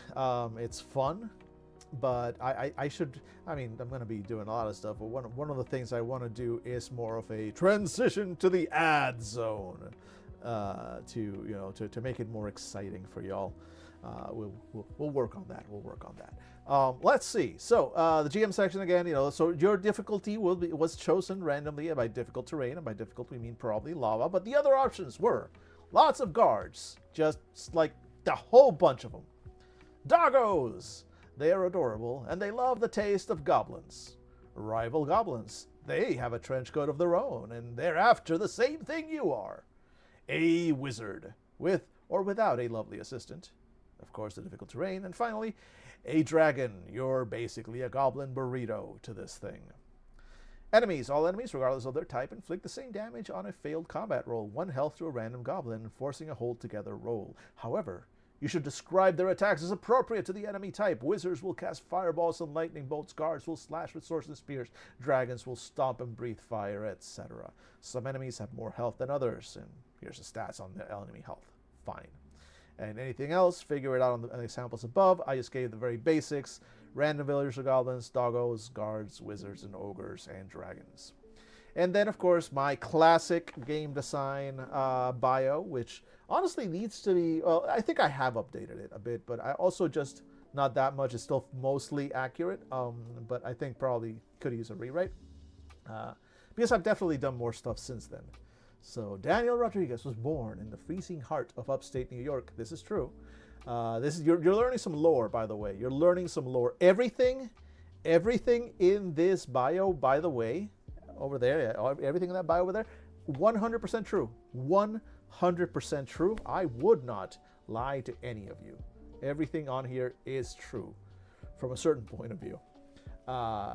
Born in the freezing heart of upstate New York, raised in the searing heat of the Caribbean, then mellowed for several years in a fine oak barrel until he reached a perfect balance of snark and zen, graduating at the top of his class in high school and accepted to an Ivy League university, he instead chose to run away with the circus, where he learned valuable life lessons and grew to hate clowns. He then traveled the globe for years in search of the six-fingered man, only to find the power was inside him all along. Daniel is a resident tech expert and is often referenced as having all the screens. Games Daniel runs include the God Machine Chronicles, which, by the way, segue to those are exactly the games that I am running for pay on SPG. Check out my profile linked in chat. And Demon the Descent. Daniel was once able to be followed on Twitter as @Katsushiro. I no longer answer to that name because I kind of outgrew it. All right, that was my edgy late 20s, early 20s actually. I had that like generator. It was like some kind of like ninja names generator, and it came out to like Katsushiro the ninja, and I was like, fuck yeah, Katsushiro @hotmail.com. Actually, it's not even Hotmail. I don't have that one. I think that one's... Anyway, I don't use that one anymore. That used to be my tag. I don't... Now I'm Uncivilized Dan everywhere. I changed all my accounts. So another reason to update this. But yeah, okay, so that is the original Three Goblins. The game was created by Dan Rodriguez. What's Fandible? Fandible was nominated in 2018. And that was it. That was our peak. And it never got any better. So that's the original game. Cool. Beautiful. No problem. All right, great. Wait, why is that? What happened there? Why is that cat? It just shows... Whoa, what is happening there? Oh, okay, there we go. Okay, never mind. Fixed. Weird. Anyway, let's look at the sequel. All right, so this was created, right? Three Goblins and Trenchcoat was created, and of course was a huge hit, an absolute smash hit, right? Just dominated the tabletop RPG world really for minutes, entire minutes. Just everybody was obsessed with this, and of course the barbarians were at the gate. They were clamoring for more, and who wouldn't after seeing something like that? They're like, holy shit, Dan, holy shit, What? You are reinventing the hobby, Dan. When is your next work? The perils of fame, my friends. The perils of fame. It is hard. It is hard to be a creative, honestly, because people demand so much from you. But at the same time, sometimes you deliver. You just deliver. All right. The expectations were high, and this right here now, 3F by Trenchcoat. Now, I'm sure you have questions, right? You're thinking, Dan, why? It's a question I get a lot. Why? Specifically, why this topic, right? Why choose the American Revolution as the setting for the sequel? The first game had a medieval bent, right? It had wizards, it had dragons, it had guards. Which is, of course, the holy trinity of some kind of, of a basic medieval game. It had villagers. So why are we now, instead of in a fantasy world, now setting it in presumably the real world and during a specific time in history? Well, the answer to that, of course, is that I needed to write a game that was going to release July the 4th, basically, like first week of July. And because of that, I wrote a game themed on that, because it was going to come out on that date. If you were hoping for a deeper reason, if you were hoping for that, maybe I wanted to make some kind of commentary on the founding of the empire or whatever, I'm sorry to tell you that no, there is yeah, exactly. It was a Fandy notebook. It was due. I saw the deadline and I was like, well, I may as well just go easy. I may as well just make this easy on myself, and I'm just going to write an expansion, just some extra bullshit, just add some more dick jokes to Three Goblins, give it a gloss of Revolutionary War, like stay on holiday topic, and that's it, and we'll move on, and then we never have to deal with this again, right? That was my thought process. So, and that's the level of real intensity and game design love that I brought, honestly, to the writing of Three Goblins, 3F by Trenchcoat, Three Goblins in a Trenchcoat Freedom supplement. You'll notice that is misspelled here. That is because I didn't write that. I have many faults. Leave a like. For each like we get, I will reveal one fault. But keeping my shit spelled properly is not one of them, right? That would not have slipped past me. I'm sorry, that would not have slipped past me. That is in my eyes. That's just like it may as well be glowing and on fire. I cannot look away. I'm trying to not look at it. It causes me physical pain. I'm going to just scroll up so I don't have to look at it anymore. It's like, you ever get a scratch on your phone screen, and it's tiny little scratch, and it's not enough. It's not a proper crack. It's not enough to like take it back for warranty, or it's just a tiny scratch, and now you can't fucking unsee it. That's that for me right now. That's that for me. Exactly. An error I am aware of will never be forgotten, seared into my brain. There are, if you did a CAT scan in the whatever the memory region of the brain is, you will find a set of neurons in the shape of the word supplement, just physically in that shape. Just wherein the discerning role player will find new goblins, new trenchcoats, new enemies, new adventures, and expanded rules for variable numbers of goblins. This game, despite me approaching it with the attitude of, oh shit, it's due, I just gotta get something out. People are paying on our Patreon and have expectations. Fuck. Again, that's the energy that I was bringing to this writing. Still, opening thing. Here's again, the game promise, right? The game promise is it's everything's bigger, more, new goblins, new trenchcoats, new enemies, new adventures, expanded rules. This is going to take everything you loved from Three Goblins, and it's just gonna give you more. And I think we can safely say I delivered. Now again, you'll notice those credits are very similar because I only have 3 friends, and we've progressed. We've progressed. The previous one, we jumped straight into the rules. Here, production value. We're going full World of Darkness. We've got intro fiction. That is just a step up, a full evolution of the genre. We've got a full intro fiction to this game, which I'm going to go ahead and read in the voice, of course, of Bob the Goblin. La la la la. My rankest Martha, I hope with all my spleen this missive finds you well. The war has been long and painful, and I miss the delightfully filthy warrens where once you and I stabbed each other over half a rat carcass. Such memories give me strength in the face of this long and bloody fight. My squad is still whole now, thanks to Greg, who claimed the position of head for himself and has been consistently telling us to go left. Now then the other left, then the other left. As for myself, I was left to be the feet, which wouldn't be so bad if Fatty right above me wasn't incontinent. Our trenchcoat bears the scars of war, my love.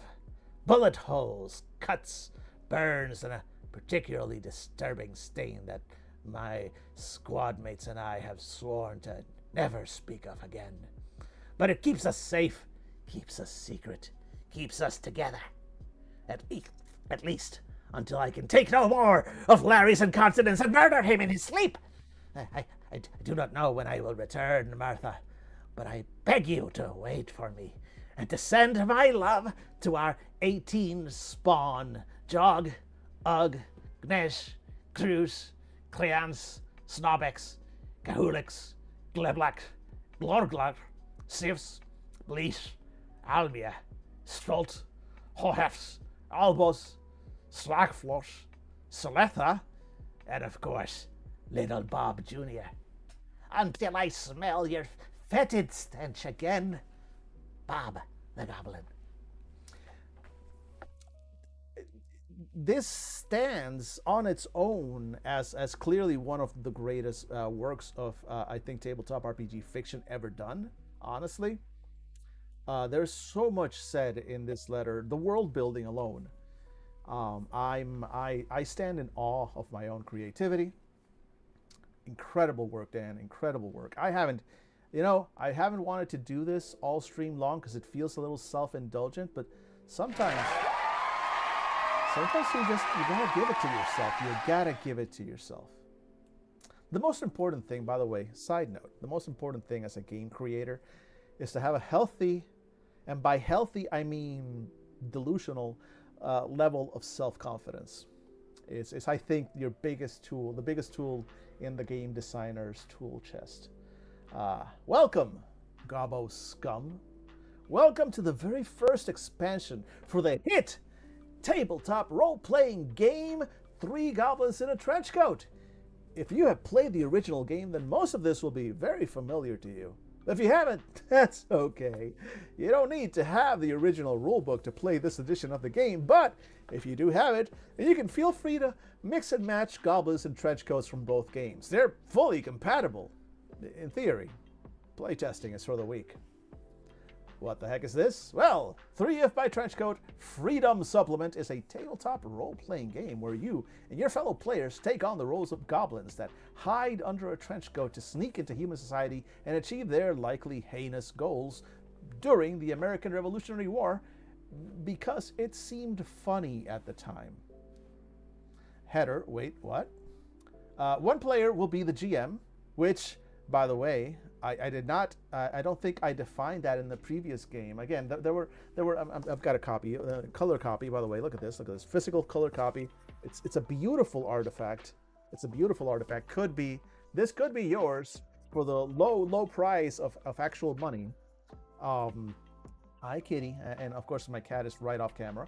But I did not. Right, I say select one player to be the GM and give that player a drink, and that's it. Right, I did not actually define what the GM is. I kind of assumed that if you were getting this copy of the game as a listener of once again the greatest actual play podcast that nobody's ever heard of. Hi, kitty. Hi, kitty. I need you to not get there. Hi. Look, we're gonna hang out here. Oh, nope. We're going down. Okay. Hi, sweetheart. And we're going. Okay. I thought, okay, well, this is for Fandible people. They know what a GM is. But then, again, after the just incredible reception worldwide for the original Three Goblins in a Trenchcoat, I realized that the audience might need a little bit more guidance. They need to know what it actually stood for. I thought it was obvious. Again, look, I wrote that in maybe, the original was written maybe over the space of an hour, maybe two, in an afternoon while I was, again, raging in my previous job. This one I spent some more time on, and I realized, I thought it was obvious. I thought it was obvious what GM stood for in this game, but a lot of people thought it stood for Game Master, and it's not. It stands, of course, for Goblin Master. And I don't think it was necessary for me to have to spell it out for people, but I've learned over time that, never underestimate, and always just spell it out clearly.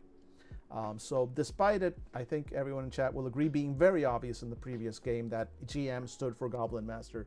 I just made sure that was cleared up in this game, so there were no questions, because I did get that a lot at cons. You'll have people going, Dan, what's GM stand for in your game? And you're like, stands for Goblin Master. And you get tired of having to answer the same goddamn question at every panel. So that was just me trying to head off those questions. Is what I did there. It is their job to drink heavily and play the role of everything else in the world that isn't the player goblins or their Trenchcoat. Now, again, you'll notice that I did not forget that your Goblin Master should be intoxicated in order to run. But there is a shift here. In the original game, this was more of a team effort, right? It was like, hey, the group together selects your Goblin Master, and then give him a drink, let him enjoy it. Now, in this game, where I had, and let's be honest, the first game was an early effort, so I hadn't entirely refined my my game design philosophy of, say it with me, kids, you're a bad person and should be punished. So now I made this more of a responsibility that the Goblin Master actually has to take. It is their job to drink heavily. And now the responsibility of drinking heavily is on the GM. So now you don't have to, it's not on the rest of the group, right? It's like, no, you are the GM. These are the tasks that are expected of you as a GM, and one of them is, of course, drinking heavily. I think and look, let's face it. When I wrote this, I was still somebody who would have the occasional alcohol drink, and I no longer drink alcohol. Not a moral thing. Don't worry. I am not judging you if you are a drinker. Whether regular, social, or whatever. I was a social drinker. I never drank alone at home, but I would drink with friends. And for let's say health issues, not like AA issues, but like sub-health issues. I was basically told by my doctor, hey, you shouldn't drink anymore. And I for one like to pay attention to my doctor. So I asked my doctor, okay, but can I still smoke weed? And the doctor was like, yeah, that's perfectly fine. And I was like, fuck yeah. And so now I am a stoner. I'm 100% stoner, because I'm still not raw dogging life. Fuck that shit. Have you looked out the window lately? Holy shit, can't raw dog that. But also I don't want to drinking bad sometimes. for me specifically. So next edition will, of course, have more inclusive. What I'm getting around to is inclusivity. We will have more inclusive language regarding the type of intoxication that you should indulge in as the Goblin Master in charge of a game of 3 goblins in a trench coat. Whatever is needed to handle the bullshit that's happening on a daily basis. Exactly. Could be worse. Could be could be an insurance CEO. Exactly. You know, I have thoughts that I should not say live on stream. Hi, FBI. Hi. Let's just leave it at that. Not like I'm not already on a few lists. By the way, today's fit. I haven't. Wait. Let me switch back because I usually will do like today's fit. I haven't done today's fit. Let me switch to the intro screen so I can actually show off today's fit. So this is from one of my favorite podcasts, the Deprogram. This is the Remember What You're Fighting For hoodie, showing you know the beautiful American heartland. Just a beautiful, lovely picture of the American heartland and the soul of this country, and a reminder to our brave troops and of course brave police and just everyone out there. As a fellow countryman, remember what you're fighting for. That is today's fit.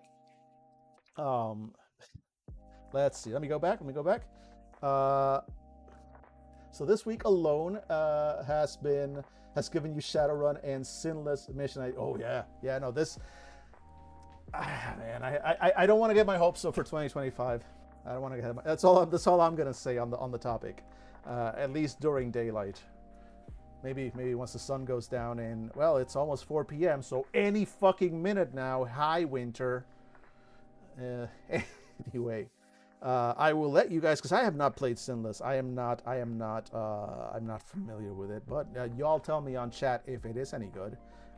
Usually, I will admit I haven't spent as much time with Shadowrun as I kind of wish, because it's kind of David's baby, and it feels weird. It's like I don't want to touch his game, but also Shadowrun. I should at some point, get Shadowrun on stream. And kind of look at that and just be horrified. And actually, yeah, I want to look at Shadowrun as a revelation, as a peek behind the curtain of what Dave has been protecting us from, because he's been very clear. And anybody who's probably listened to our podcast and is familiar with the Shadowrun systems probably realizes this already. He protects us from a lot of the Shadowrun system. He's actually like got a full set of like house rules and simplifications, so that basically we won't get bored and wander away. Shadowrun is the best behind the DM screen. Yeah. So I want to see like I want to see how the sausage is made. Anyway, back to the game. Let's see here. So the rest of the players should, and now folks, here's again another step forward in inclusivity, right? So now the additional inclusivity will be that it's not going to be just drinking, right? We have to acknowledge that there are different ways to get intoxicated and or fucked up, and it's not just alcohol. So good. But also, we've now included the whole party. Now I think there's originally it was there was this booze barrier, if you will, for the GM, a booze buffer, if you will, for the Goblin Master, as they were about to have to deal with some bullshit. But then I went again, I've embraced my ethos as a game designer. That ethos again being you are a bad person and deserve to be punished, especially for trying to run one of my games. So here now I included an encouragement for the rest of the players to drink heavily and play the roles of individual goblins and their trench coat. Why? Why, you ask? This was a very active. I made a choice. I made a decision here with this, and that decision made specifically was to again make sure you have a bad time as the Goblin Master. I figure If everyone is drunk, the shenanigans are going to be such that not even the Goblin Master being drunk is going to be enough to protect them from the level of psychic damage that they will be exposed to constantly throughout the game as it goes. I think it will become clear as we go that really this is less of a game and more of a direct attack. I think is what I was trying to go for here. But I was trying to make it not be entirely obvious. So while it is a direct attack, it is almost a direct sneak attack, if you will. And then hopefully that will come through as you're getting these director's notes on this. Today was supposed to be we're going to work on updated rules, but in order to get to updated rules, we first have to absorb what's here. And when you're examining a work of creativity at this level, really, you have to take your time with it. You have to take your time with it. It is the masterpieces deserve it. The game is designed to be played by 4 players, 1 GM and 3 goblins. But, hi kitty, hi sweetheart, I'm going to pick you up. You're looking for attention. You're looking for attention. You're clawing. Yes. I'm going to keep doing that. Every time you come up, I'm going to keep picking you up and you're going to be like, no. There, look, kibbles. There's kibbles in that bowl. Eat some kibbles. It is literally 3 hours before your food time. And your general shape is round. You realize you're pear-shaped. A lovely pear, yes, but also, I don't want the vet to yell at you. Not the vet will not yell at you. The vet will yell at me.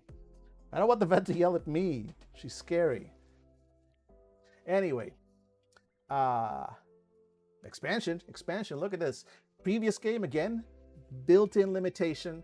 You had to stick with 4 players, 3 goblins, 1 goblin master. I mean, yes, but what if you don't have 3 other friends? What if you only have 2 friends, or you only have 1 friend? Or what if you have many friends? I know, I can't conceive of it, but what if? Everything is possible in this world. Well, that's okay. I gotcha. If you would like to play a game with more or fewer players, please see the appendix where we've helpfully included alternate rules and positions for extra goblins. And honestly, when we get to that, I'm going to blow your minds. Like, what I have achieved with the extra goblin levels, one word for you, one single word that I think is going to set expectations at the appropriate level for when we get there. And that's going to be at the very end of the book. So we've got something to get through. But this will keep you going. This is what's going to keep you going through the ad breaks, one of which we're going into any second now. And that word, my friends, that word is Voltron. Remember that word, because we'll be right back.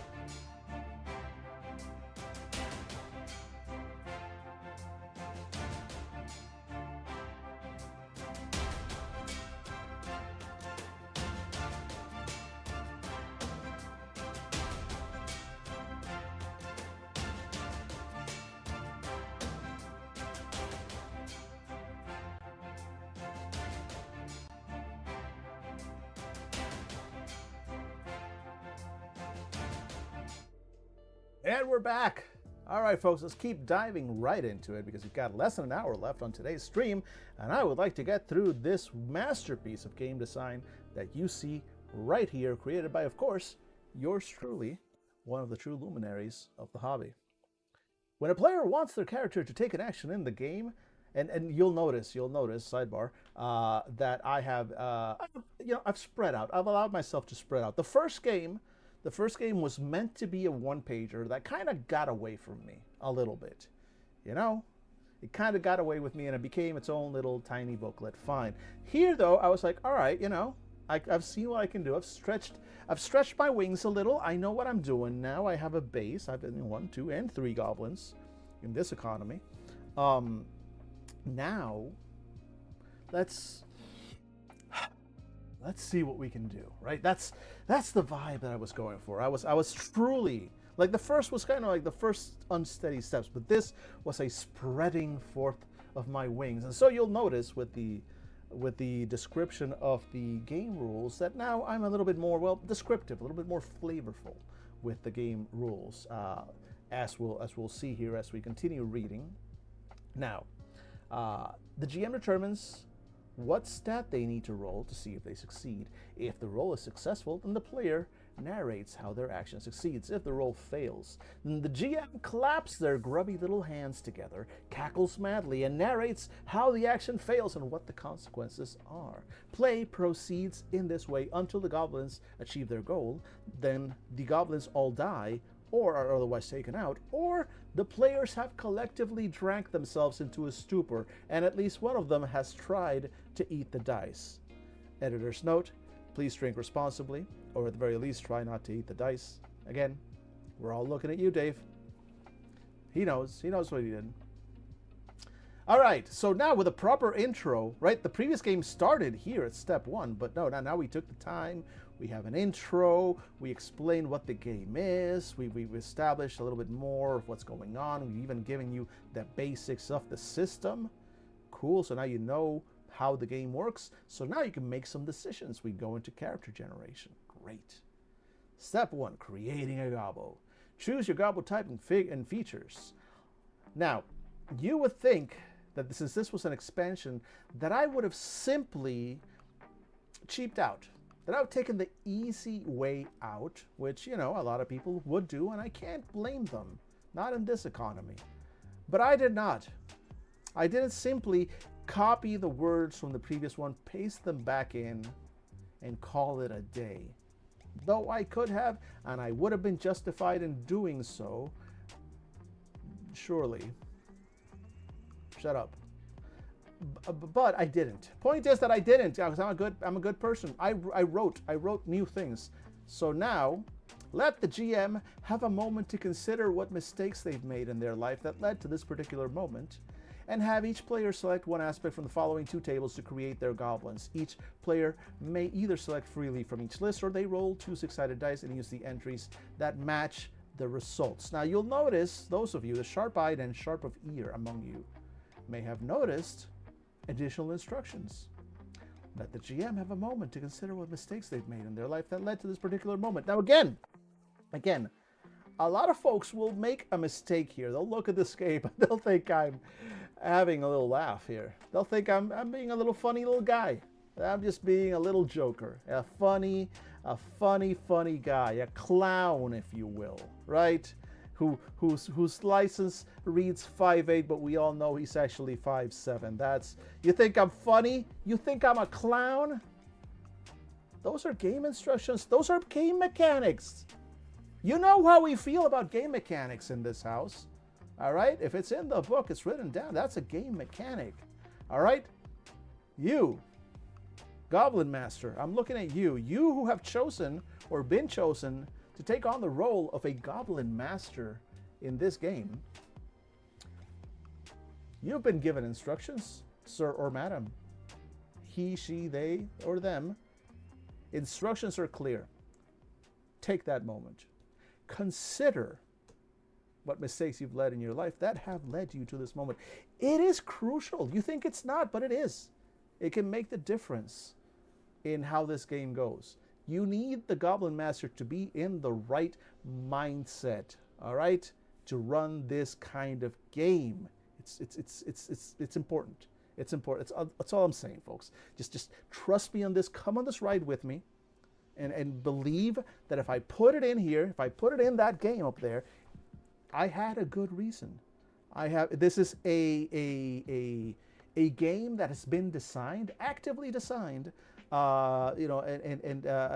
Choices were made. Choices were made, knowing fully the implications, what they brought. Nothing exists in this game, even though it is much larger. Look. There are at least 4 to 5 extra pages. That appendix, it is compared to the original Three Goblins. This is it is twice the bulk. All right, this is the wind and truth to the original Three Goblins, Way of Kings. All right, I think it's a fair comparison to make, and I anybody who's read those books and has seen these games, I think, would agree with my assessment and my comparison. So with all that in mind, I think it's good that I think you should all know that this is important. It really does feature in to how this game is meant to be run. Until then, though, in this game, I will be taking the role of the Goblin Master. You can assume that I am at all times considering the many and varied and frankly, it's amazing. It's amazing when I look back at my life, when I look at all those mistakes that I've made that have gotten me to this point. It's a lot. It's a lot. So you can basically assume that's I'm just constantly in that mindset. That's where I am. That is a space where I exist. And anytime that I'm not in that space, the only thing that takes me out is, of course, being a moth. That is again why I've created my moth sauna. And when I'm feeling like this, when the feelings come in, when the regrets of life really start piling on, and I'm just there hanging my head, thinking, oh God, what have I done? Why have I reached this moment in my life? Where did I turn wrong? I once made 6 figures, and now look at me. These are the regrets that I will, that I have. And so it's much easier. It's much easier to have these regrets as a moth, who I promise will have a Santa hat soon. I promise you, Santa hat is coming. But being a moth, embracing my inner mothness really helps with that. So while all that is going on, I think it's just, again, a little glimpse behind the GM's screen, if you will. A little glimpse behind the GM screen and the thought processes of a professional game master. Goblin master, even a professional goblin master. I need to make that business card real quick. You, the players, hi players. I will not let you see the pain in my eyes. I will smile. Hey chat. Whoa, hey. PB is on chat on YouTube, which means they will not show up on the chat up here because we are racist against YouTube here. Also, I just haven't found a combined chat widget properly that I can use. But PB does ask, will there be Christmas lights? There will be. Again, big changes coming. Big changes coming December 13. Christmas lights included. But I can do one thing. You know what? Give me a second. Bear with me. Stepping off camera for just a second, because I do feel bad that we are not being properly festive. Here. So let me just do something about that very quickly, because I for one think it is important that we embrace the season properly. Bear with me. I just gotta do something here. Why is this so complicated here? There's no need for that. No need for that level of complication here. You could just do this and we'll be all happy. There we go. Yeah, you can just do that. Isn't that nice? Why is this? Oh my God. Oh God. Wait. There we go. Is it coming apart? Is it coming together? What is happening here? What is happening here? If this was just string, I could just cut the knot, but it's not. Get it? Headline: people on live stream. Will the moth be distracted by Christmas lights? No, the moth would in fact love them. Oh, come on. How did this happen in the first place? Look, I have a little thing that is basically Christmas lights, but boy, they are all tied together. I hope this is working properly. I hope. Right, so are you the one that's like holding it all together? Maybe? You might be. You look like the end of it. So if I can pull you free. This is great streaming. This is great streaming. I know you're all enjoying. It's very important. It's very important to me to do the thing that I'm doing right now. I know it's hard to explain. Trust me, I'm an artist. Don't try this at home, by the way. I'm a trained artist. Do not try this at home. But I assure you, the end result will be well worth it. An artiste, even. Yes, a creative, a true creative. Hey, Arbalest, well, I've got your attention. I actually I unlocked a core memory the other day of a game, because I think somebody in another stream mentioned the game Legend of the Five Rings. And that unlocked like a core memory of playing that game on like the floor of your bedroom back home in PR. With the gang, with the old gang. Exactly, but I rolled. Ah, man. Core memory unlocked. The famous battle on the bridge. You remember Laura? She had, what was it, a Shugenja or something? And her weapon was like a fan. And I think she was like an earth wizard of some kind. And she was on a bridge over a river, so her earth magic was unavailable to her. Yep, and then you basically threw a bunch of like water fish monsters or whatever, and she proceeded to, with no access to her magic powers and only a fan, absolutely rock the shit out of, just a complete beatdown on the fish people. It was, again, that is this etched into my memory. How is this? Why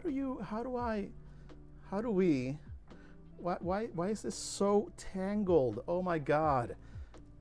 But yeah, exactly. Ah, man, memories from so many.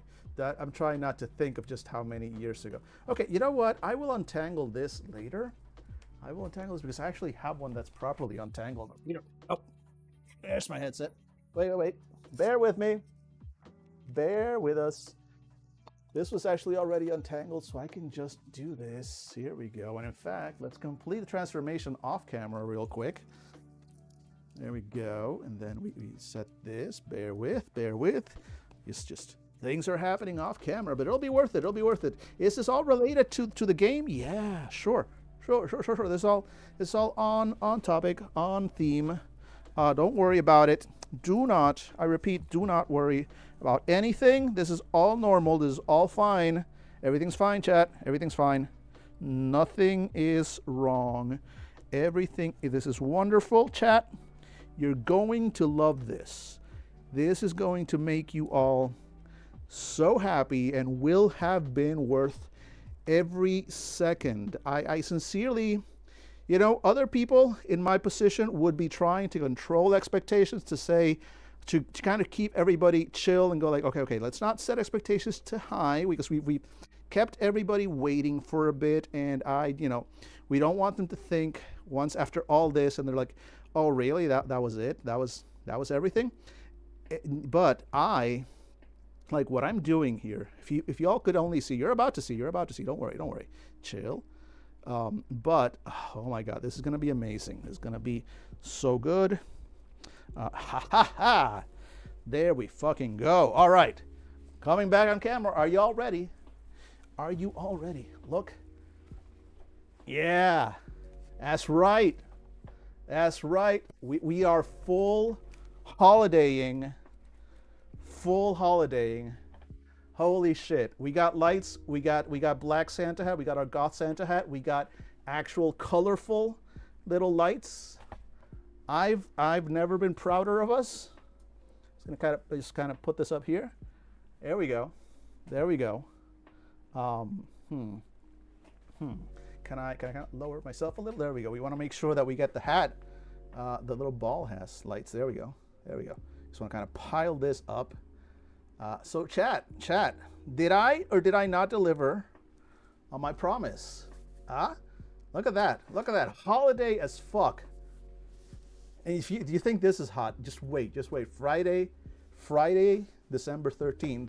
It's gonna blow your goddamn minds. I swear. Y'all ain't ready. You are not ready for the kind of shit I'm bringing onto this stream. It's gonna be amazing. It's gonna be absolutely amazing. Hey, is this my take for SantaCon? No, fuck SantaCon. Fuck SantaCon. All right. No, this is the holidays. This is me. This is the holiday. This is how I celebrate the holidays. I guess it's gonna go back here. There we go. There we go. That's it. Yeah, I like it. I like that. All right, cool. Holidays. Later, I'll do some like stream holiday decorations, but for now, this. All right. So, where do we go? How are we doing? Okay, we still got like 15 minutes before the next ad break. Let's go. How's my microphone? Okay, good. Everything's good. Audio is still going. Yes. All right, so we've done this. The GM is drunk. The players are drunk. Everyone's drunk. Good. Now we select this. So we still have 3 players. And it sounds like everybody who chose a goblin before in chat is still in chat, which I don't blame you for because this is riveting. So I'm going to go ahead and roll 3 new goblins for you on this new system. So first one is, of course, for our friend Potato. Then there will be one for Arbalest and one for PB. So first for Potato, let's roll on the first table. And that is, of course, a 3. So Potato, you are a twitchy goblin. You're not paranoid if they really are out to get you. +2 to any rolls to spot surprises or danger. Well done, sir. And your second goblin, your goblin feature, distinguishing feature, is a 2, which means you have big hair. You and your motley crew of gobbos have a warrant out for your arrest, but you're no rat. The police can kiss your green ass. You're immune to whitesnake poison, and you have +2 to rolls involving performance. So, Potato, you are playing a twitchy goblin with big hair. Enjoy that. Meanwhile, Arbalest, you will be playing a filthy goblin. Everyone knows regular bathing removes the protective layer of grime that keeps disease away. You get +1 to health, +1 to intimidation rolls due to stench. And your feature is 5. You've got a big heart, which sounds sweet, but it's actually a serious medical condition. You have +2 to rolls involving empathizing with others. So, Arbalest, you're playing a filthy goblin with a big heart. And finally, yeah, exactly. You coked up 80s gobbo. I love it. And then PB, you are playing a witch. Hot Topic won't be around for another couple of centuries, but you're not going to let that stop you. Can use goblin magic. And your distinguishing feature, oh, no, not big heart. Let's not do any doubles. Ooh, a 6. Just big. Day 69. The others have not yet realized I am actually a hobgoblin. Nice. You get +1 to health and lying. Now, folks, I'm going to look at all of these because I think everyone here can agree that the presentation, the breadth, the detail given for each and everything, every option in this expansion are just better. The stats are better, descriptions are funnier, everything about this version is improved. So let's look at the options that we didn't roll. So you could be a fast goblin. Look at you go, buddy! Act twice on your turn in any combat situation. Or you could have been a American goblin, which means you're number one! You're number one! Always has a beer with them. Gain +1 to any roll if you can first get someone else to hold said beer. Or you could have been a British goblin. Your upper lip is unnaturally stiff. Regain 1 health anytime you drink tea. So you see, we've got a whole breadth. We've got more options happening. And of course, with the distinguishing features, you've got big feet. Not saying one of your ancestors got busy with a hobbit or anything, just saying. You get +1 to rolls to outrun things and +1 to hold together rolls if you're the feet. Can said beer be passed to another goblin in said trenchcoat? Yes, of course. Just somebody has to hold the beer, and then you will get your +1 to that roll. So yes, rules as written, yes, another goblin in the trenchcoat can definitely hold your beer. You could have had big arms. All that protein's been paying off, bruh. You're getting swole. Show off those sick gains with a +1 to damage when attacking. You could have gotten the big liver. Goes well with a nice Chianti. +2 to rolls involving drinking. So we had options that we didn't get, and they're all good. Everything in this game is amazing. I think we can all fully agree. Best game ever. Each player should make note of any stat bonuses or extra abilities their selections grant them. Once each player has their 2 gobbo aspects, it's time to assign stats. Again, I have been betrayed by my editor. All goblins have 2 stats, not... Editors, look, editors do an amazing, important job in the game design ecosystem, but they can be overzealous, and perhaps sometimes they don't understand the creative vision behind something, and they think it's a mistake that needs to be edited rather than a game design decision that informs both the topic and the flavor of the game. So, read it with me. All goblins have 2 stats: lying, cheating, and health. You start with a score of 1 on both lying and cheating. You have 3 points to distribute among all your wish.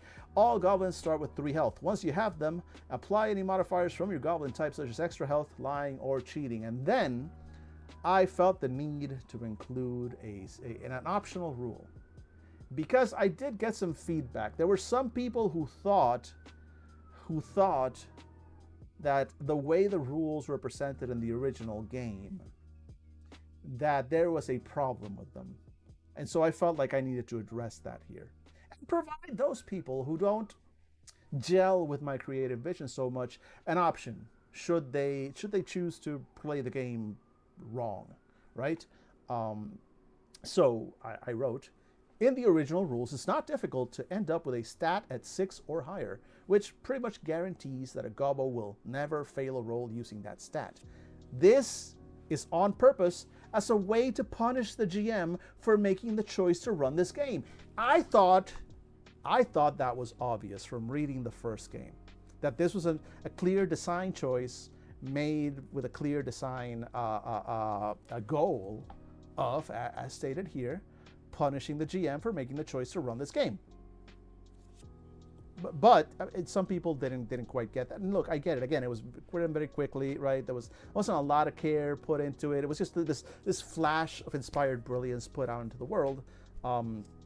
So, I thought, all right, let's just address it. Let's put it into the expansion. That way I don't have to deal with it anymore. And if somebody really objects, then here's something they can do so they don't bother me. Really, that's really the main thing. It's just like I want people to stop coming up to me on the streets and telling me, but Dan, oh no, I made a goblin with a score of 6 or higher. Dan, your game sucks. And like, no, my game doesn't suck. You suck. It's just that simple. Anyway,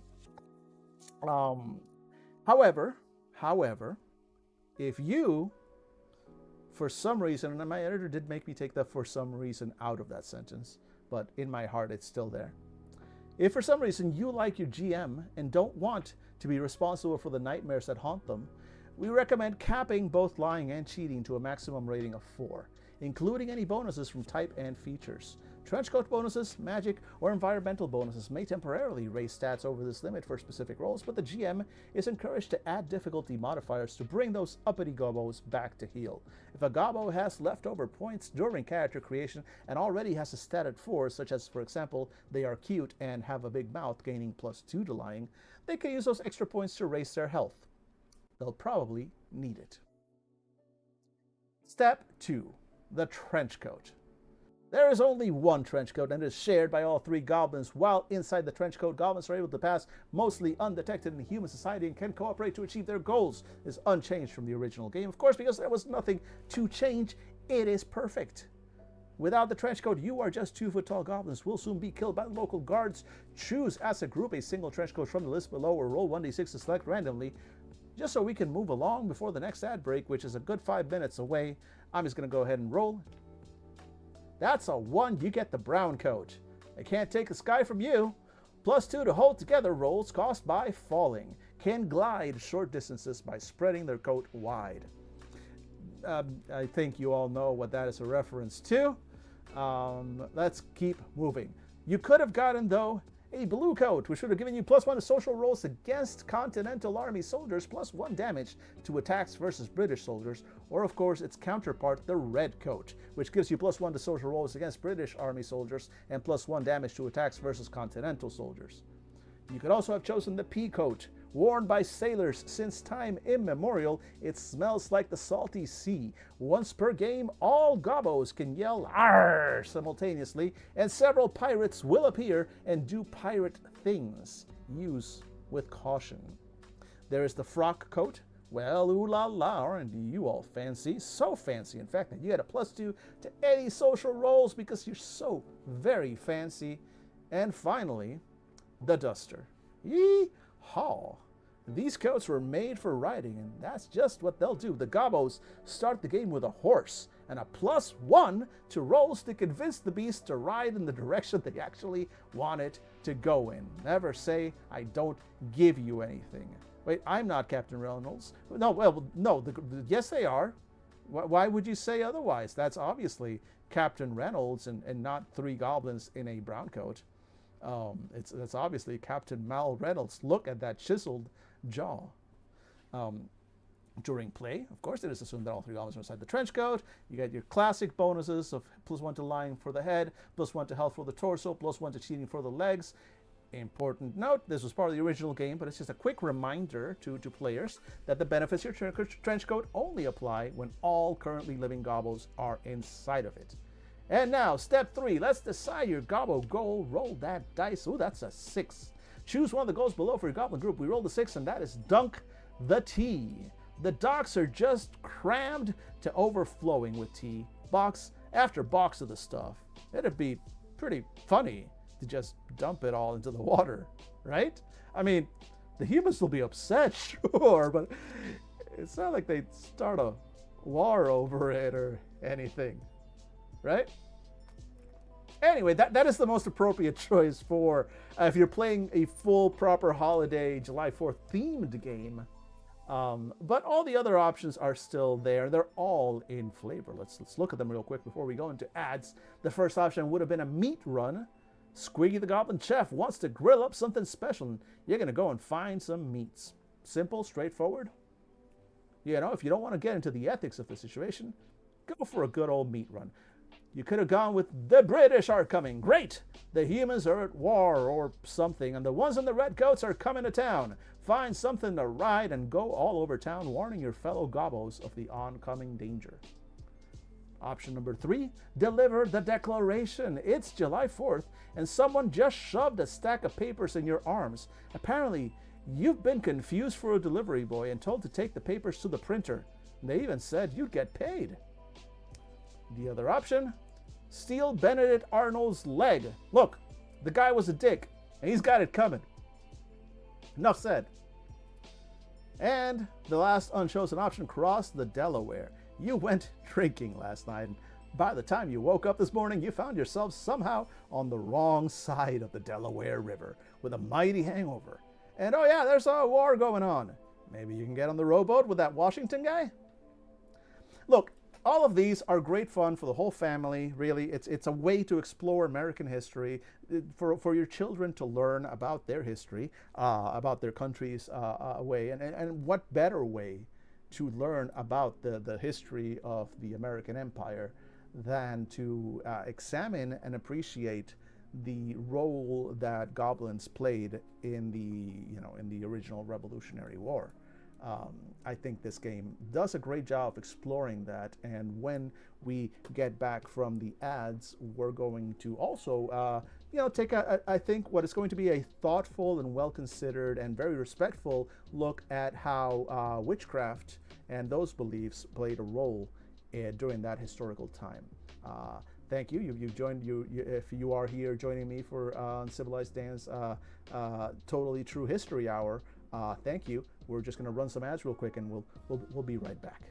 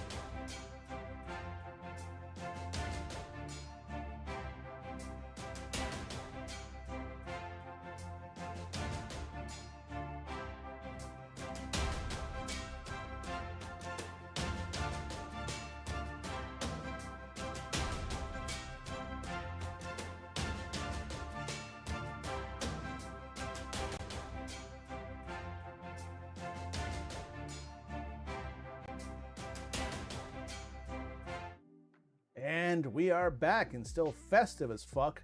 All right, hey PB, assuming you're still in chat on YouTube or Twitch, I don't know. You exist in a super precision of states, and I am frightened and terrified of your clear witchcraft. So good news, witch. We're gonna check out the witchcraft section, and you're gonna see what kind of spells you might have access to.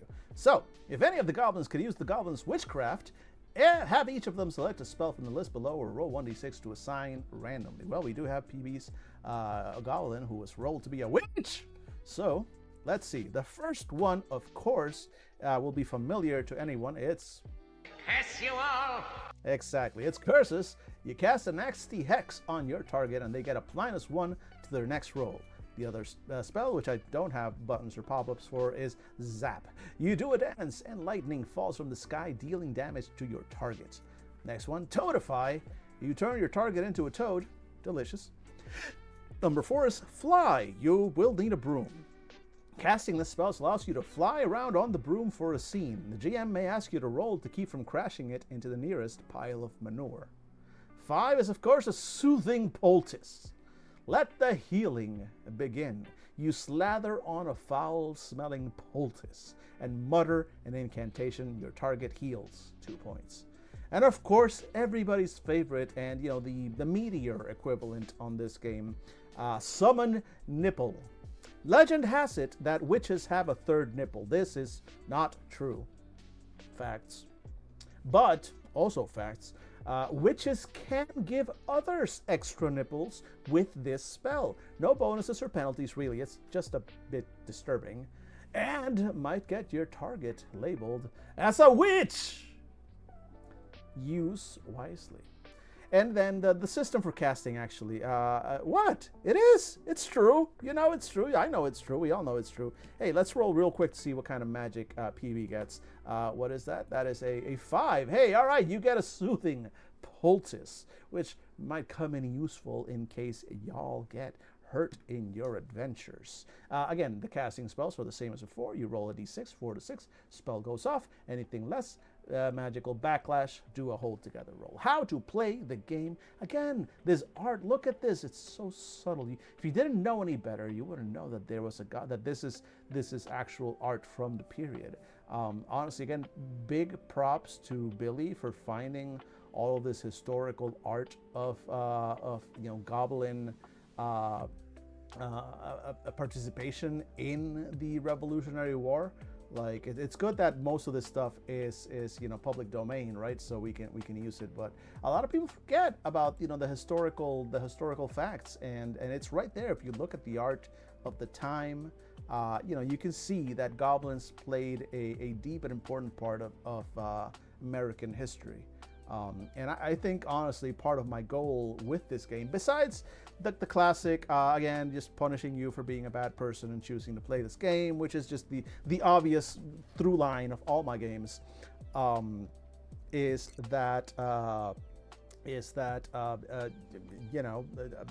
look, goblins have not gotten their historical due, and I think I for one am tired of seeing goblins not get the kind of recognition that they deserve, because they've done so much.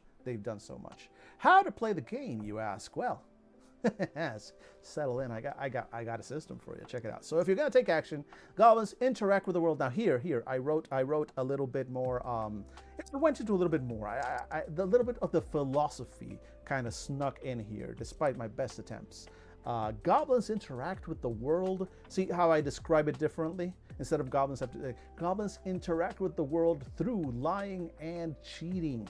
To take action, describe it, and decide whether it falls in lying and cheating, yada, yada, yada. The rest of the description is mostly the same from the original book, but I did add, look at this, an example of play, which was not present in the original one, because again, the original one was a one-pager that got away from me. Example, Blib the Gobbo wishes to convince a British soldier that he is one of them and should be allowed to pass. This is clearly a lie, and thus Blib will roll his lying.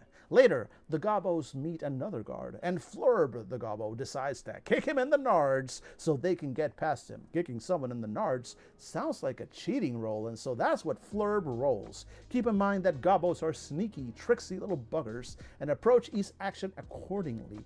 Always ask, how would I lie or cheat to achieve my goal? See how the philosophy actually shines through in this one. I'm so proud. Hold together, come together. Again, the description here is almost exactly the one as the first book, so you kind of skip it a little with just, again, that little screenshot of an actual picture from the Co-Declaration of Goblin Dependence,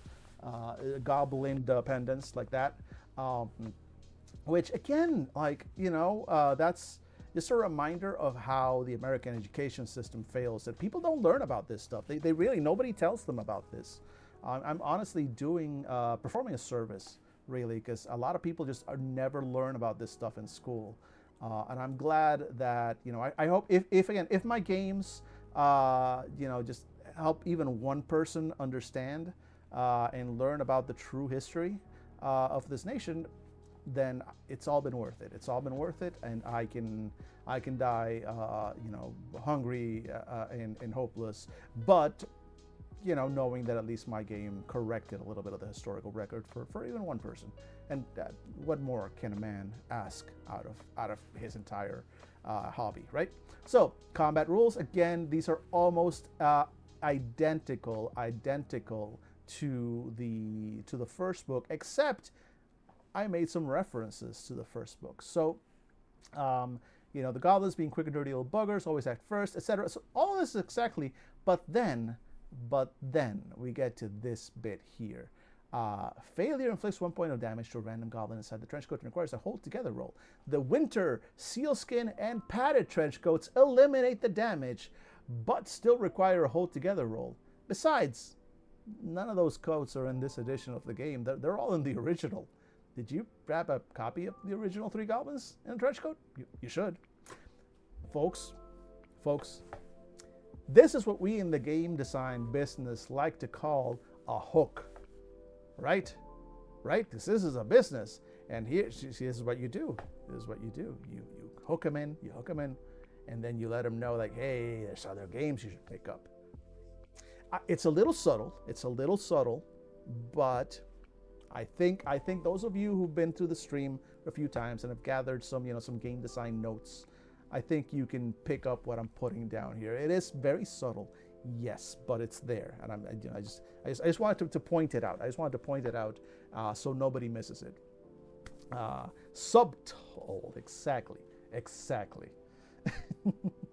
And then when the enemies and again, there's some historical art, cool. And then the GM section. Now, you'll notice the GM section here is 2 whole pages as opposed to just the 1 page that it was before. And then we'll get to the appendix, and I'm so excited for the appendix. The appendix is brilliant, if I do say so myself. But first, let's just touch on the GM section, because you'll notice now every entry has more of a description. This is giving the GM, Goblin Master again, remember that? Remember that, I will sue you if you use the wrong term. It's the agreement that you make when you play my game. You don't know you're making that agreement. It's not listed in the document, but trust me, it's there. They now have these descriptions that gives the GM, some guidance on how to run these enemies. As before, it was just like, here's a word and a number, do with that what you will, right? So, problems. First, we'll roll on the table, or choose one to determine what the problem is preventing the goblins from completing the goblin goals. Let's read all 6, and then we'll roll the die to see what is preventing our 3 heroic goblins in their own goblin goal. Did we ever, actually, wait, did we choose a goblin goal? Where'd it go? Gobbo goals. We didn't choose one, actually. Let's roll one real quick and see what your goal is. So your goal is number 1. You're going on a good old-fashioned meat run. Easy, peasy, breezy, beautiful, a cover girl. Let's go ahead and read these 6, and then we'll see which one of these problems is preventing you from just having an easy meat run, my dear goblins. The first option, of course, is the Revolutionary War itself. The humans are fighting over tea and taxes or something, and everyone knows that when the humans get stabby, gobbos get stabbed first.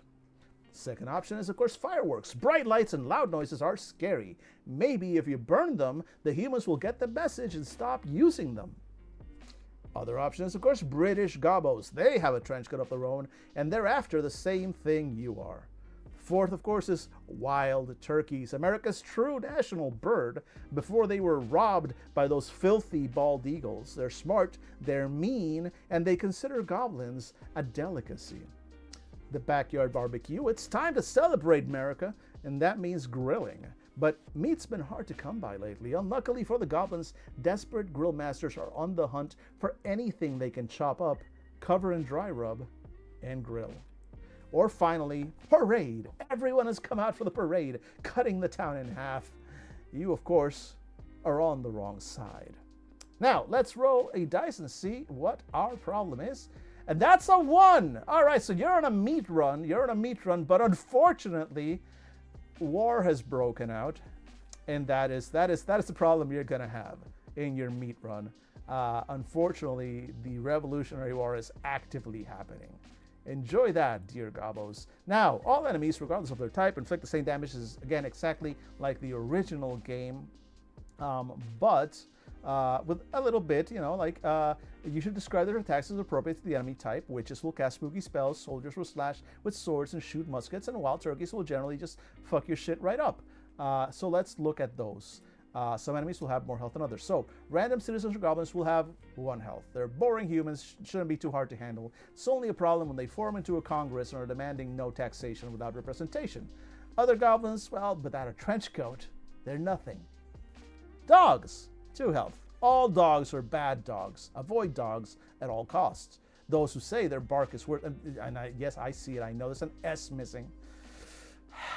Those who say their bark is worse than their bite have never had a St. Bernard biting into their gobbo bits. Soldiers have 3 healths. Red coats, blue coats, all that really matters is they've got loud sticks that hurt when they point them at you. While you might be tempted to steal their coats, it's generally not wise to approach them unless they are drunk or sleeping. Witches and white snakes, 5 health. Witches! Curses! Wait, let's do the thing. Here we go. Curse you all! Thank you. They are always getting in the way of eating babies. They want the babies for themselves, and they are wise to goblin tricks or white snakes. Now, Dan, I've gotten some pushback on this because people say like, Dan, the fuck's a white snake? The fuck is a white snake? That's not a thing. Much less an American thing, much less a Revolutionary War thing. What? They say, and I first thing I say is, of course, how fucking dare you, right? Because how dare you? You don't just come up to a guy, and question his game design decisions. So the fuck are you? Is of course my standard response to anybody approaching me. Should my initial response, which is of course to throw copies of my games at them, much like a squid, squirting ink in order to escape. But sometimes that doesn't help. Sometimes they take the games and I'm like, oh fuck, thanks man, this is so cool, and they keep talking to you. This is a problem. This is a problem I've had. You might not experience that, but I am a famous and powerful game designer, so I do have that problem. I know a lot of you can't identify. It's okay. So first I say that, and then I go, have you even read my goddamn game? And they go, what do you mean? What do you mean? And I point them at the big hair. We even rolled big hair, and you'll notice there are references here. There are references, and one of them is that you are immune to white snake poison. Now, why would I have included an immunity to white snake poison if I wasn't going to include white snakes as an enemy? Like, that would just be bad game design, and I wasn't going to stand for that. All right, I am not the type of game designer that makes bad games. That's just not who I am as a person. All right, and I'll thank you kindly to please just note that and stop asking me these questions, because white snakes, you best tread lightly around them. They hate it when you tread on them. They even have a flag. Please clap. Anyway, and then finally, wild turkeys who have 10 health. Run is the instruction when you meet a wild turkey. There's a reason Benjamin Franklin wanted these bastards as the national bird. And as we all know, Benjamin Franklin himself, bit of a bastard. So, kind of evil supervillain. These are his Nazgul, if you will. I mean, look at this thing. It's terrifying. And then, of course, anything else, figure it out based on the examples above. Pretty clear. Now, we've got 8 minutes left on this stream, and I somehow have to condense the brilliance of the appendix for this game into the next 8 minutes. Let's do it. Optional rules. Variable goblin count, as the name of the game implies. It is designed to be played with 4 players, 1 goblin master and 3 gobos. However, and I ran into this during playtesting. I know people might not get it. They might not get it, and they're like, "Hey, didn't you say at the beginning that playtesting is for the weak?" Nice try. I see what you're trying. You're trying to trap me there. You're trying to trap me with my own words. You can't do that. They're my words. You can't trap me with my own words. I put out the game and then I play tested it. That's right. I've broken your little game. I've broken your rules. Okay, I can put out a game without playtesting. I can have my cake and I can eat it. I can put out the game without playtesting it and then playtest it later. That's how that works, and I will hear nothing against that. Anyway, what I discovered is that sometimes there are groups of people that are not for. And look, I recommend do your own research, right? Go out there and just count up a few groups, and I think you'll find that there is a deviation. Not all groups are just 4 people. Some groups are 5, some groups are 3, some groups are more. This was a revelation, right? I mean, I hadn't done the studies at that point, but once I sort of realized, once I had that experience, I started seeing it everywhere. And you'll probably have that same experience too. Like once you finally start noticing that sometimes people do get together in groups of a different number than just 4, it's like your eyes are open. You see it everywhere. And I was like, I need to address that. I can't allow that to continue and make my game unplayable for those groups. And while I would normally just insist that the groups adapt to the game, right? Because when you've got a game that's so nearly perfect, why would I change the game to adapt to reality? I would rather reality adapt to my game. Of course, I think all of us here on this stream can understand that motivation. But there is something inside me that went like, but Dan, forgive them, for they know not what they do. And I was like, all right, let's adapt the game. If Muhammad will not go to the mountain, let us bring the mountain to Muhammad, right? So I created these alternate rules for such these deviant. I'm calling them deviant group numbers. And just to catch up, it's playtesting if it's post 1. Exactly, if it's post 1.0, it's not playtesting. It's exactly. It's hence I'm not trapped by my own words. Anyway, fear not, because of course, if you have sometimes you have 5, 6 or more players, and sometimes you only have 3. How are you supposed to play the greatest game ever written if you don't have the correct number of players? I had so many. I got emails. I had people on Twitter yelling at me about this. They were like, Dan, holy shit, you put out the greatest piece of game design ever made, but I can't play it. I have 5 friends. Or Dan, I have 2 friends. I can't play your game. I can't play your game with 5 friends because then I would leave 2 friends out and they would stop being my friends if they heard that I play 3 goblins with somebody. I get it. I would like to take this moment to apologize, by the way, for any friend groups, family groups, organizations that have been broken apart due to their inability to play the original game. Please reach out to me. I'll provide you with a free copy of this game, which prevents those issues going forward. Anyway, let's say you have only 3 people. That's 2 goblins in a trench coat. There are 2 positions available, head and legs. Easy peasy, beautiful, cover girl. There we go. +1 to the line for the head, +1 to cheating. While inside the trench coat, the goblins gain the following bonuses and penalties. They get a +1 to lying versus adults as they perceive you to be a homely child due to your short status, and -1 to rolls for reaching tall spots. You see how it becomes a whole new game? Because that was the challenge here. 3 goblins, there's this very specific thing that happens. If you make it just 2 goblins in a trench coat, things have to change. So we've got a full, like, additional bonuses, additional penalties. You can't reach tall things. That just changes all the game mechanics. But it's still, it fits in. It's elegant. It's simple. It gets the job done, and it allows people who have very few friends to play this game and not be so sad because they only have 2 friends. Good for those sad people. Now, for the people who have a lot of friends, I know it can be a lot of work, so I've given you 2 options, 4 goblins and 5 goblins in a trench coat. Now, the 4 goblins in a trench coat, 4 positions available. Traditional torso position is replaced by the right arm and left arm positions as shown below. And so head gets a +1 to lying and legs get a +1 to cheating as usual, but right arm and left arm instead get +1s to health. And in a 4 goblin cooperation, the following new special ability is unlocked. Cooperation.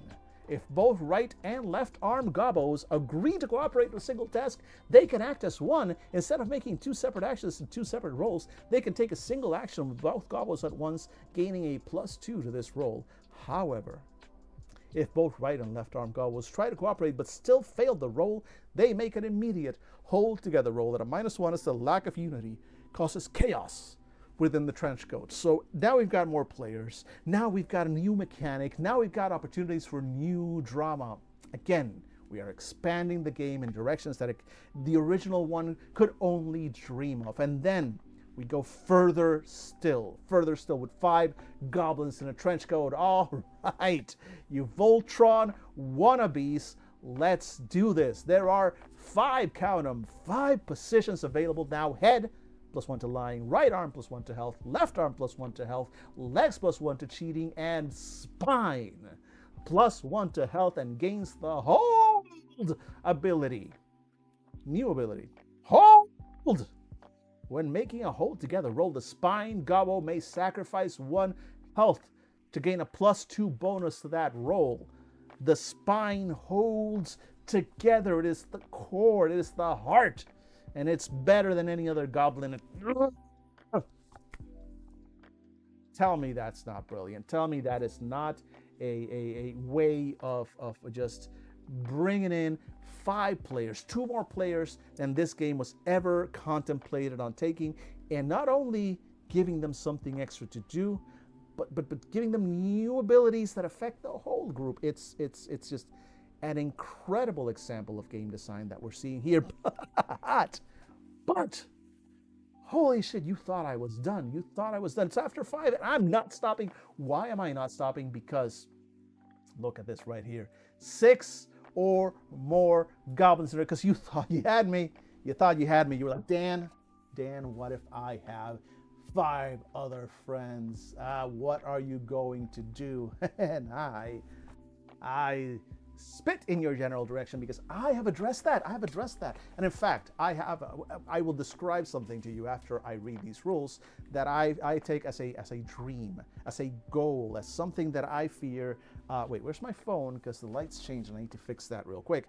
Something that I fear, or not that I fear, that I know will truly make a difference in the world of tabletop RPGs if I'm able to someday pull that off. And what I'm trying to do here, sorry, let me just make sure that's not too bright. No, okay, perfect. What I'm trying to do here, you'll see, let me describe it. So 6 or more goblins in a trench coat. As soon as you hit 6 gobos, just split them into 2-3 gobbo groups. Assign each a trench coat at position says normal. If you have even more goblins than that, then just split them into 2, 3, 4, or 5 gobbo groups as needed, and assign trench coats and bonuses as per the rules above. Then sit back and take a long, hard look at your life. Why is this happening? What dark sins have you committed that led to this moment? Repent, sinner, repent.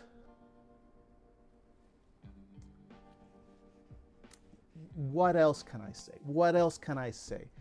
This is a peak of game design that honestly I challenge other game designers to come close to this. This is a flexible system that can accommodate and potentially, theoretically, infinite number of players. There is no upper limit. You just keep splitting them into as many goblin configurations as you need. Someday, folks, mark my words.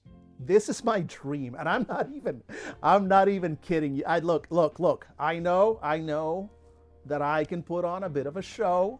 I know that a lot of people think I'm just putting on a ha-ha funny act. I get it. But I'm legit dead serious. My greatest goal in life, some fine day, is at a con somewhere, get a big room, bunch of tables, at least 5 tables, and run multiple ongoing games of 3 goblins at once, with each table being another combination of goblins.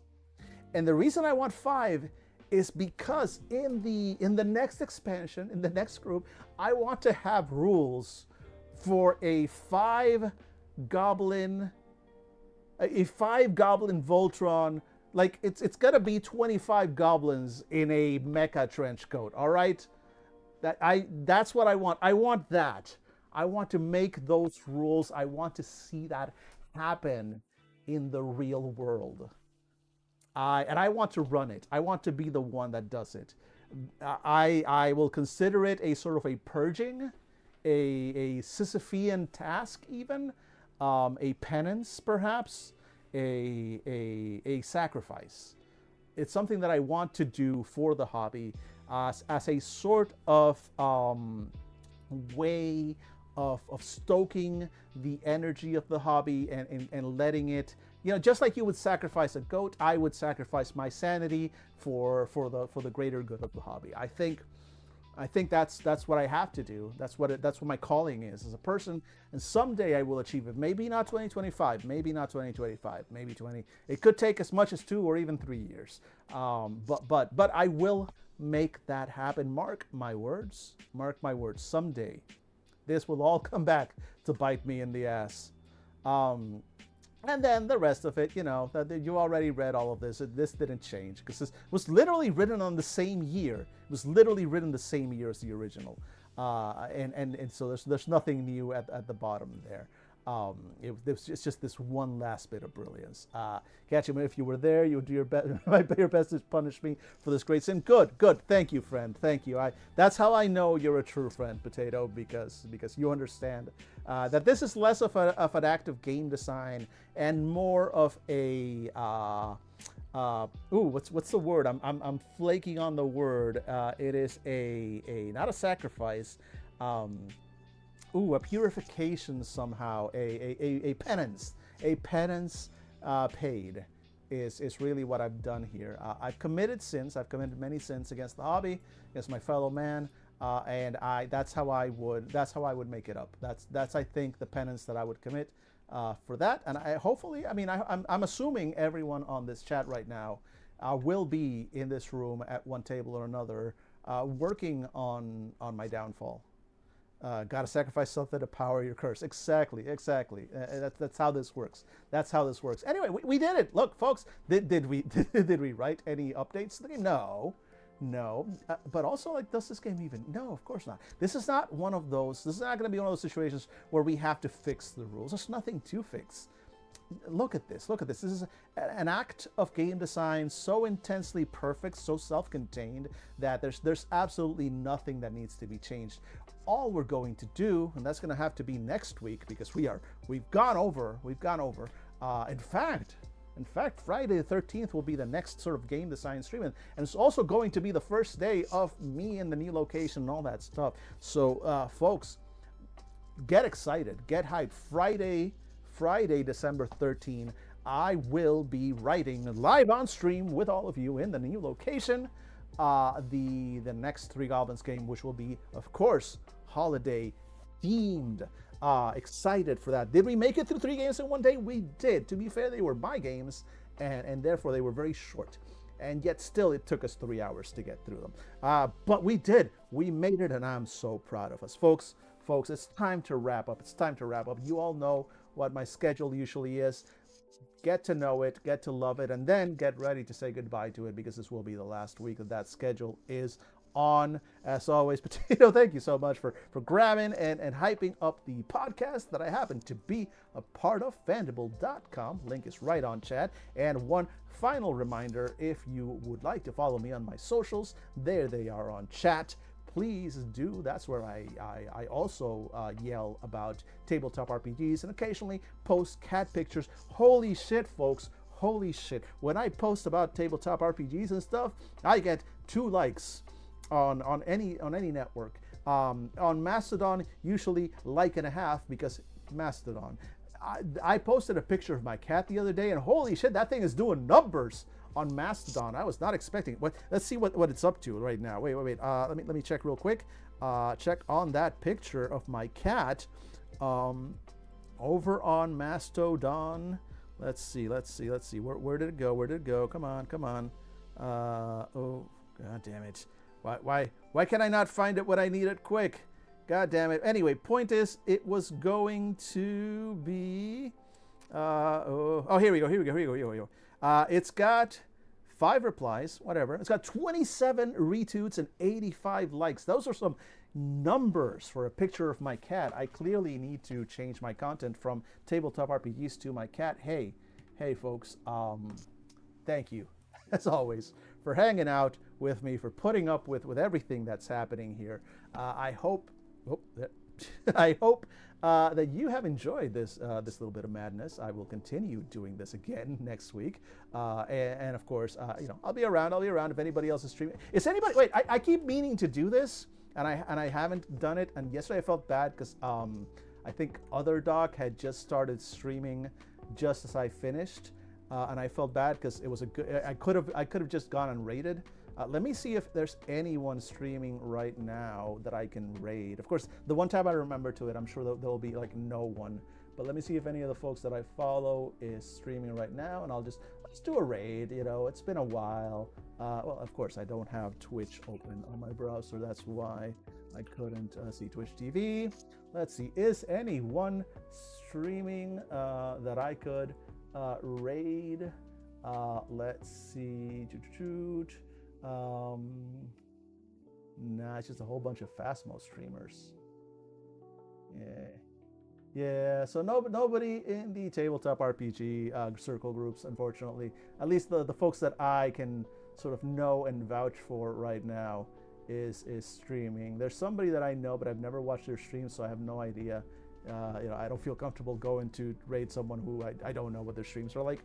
Oh well. But I will try and remember. I'm trying to be better about that. So, if anything, chat. On future streams, feel free to remind me when we're wrapping up, hey, who are we rating? So to remind me to look for it, because I feel bad sometimes. Like, yeah, we could have done that. Anyway, no raid today, unfortunately. Nobody's really active that I can go to directly. So hopefully next time, I will hopefully see you all next Tuesday at the latest. As always, the threat of potential streams before that over the weekend is there, but just keep an eye on my socials. Until then, folks, as always, thanks so much for hanging out. I will see you all another time. Take care. Where's my... God damn it, I just completely tabbed out of the whole thing. No, back. There we go.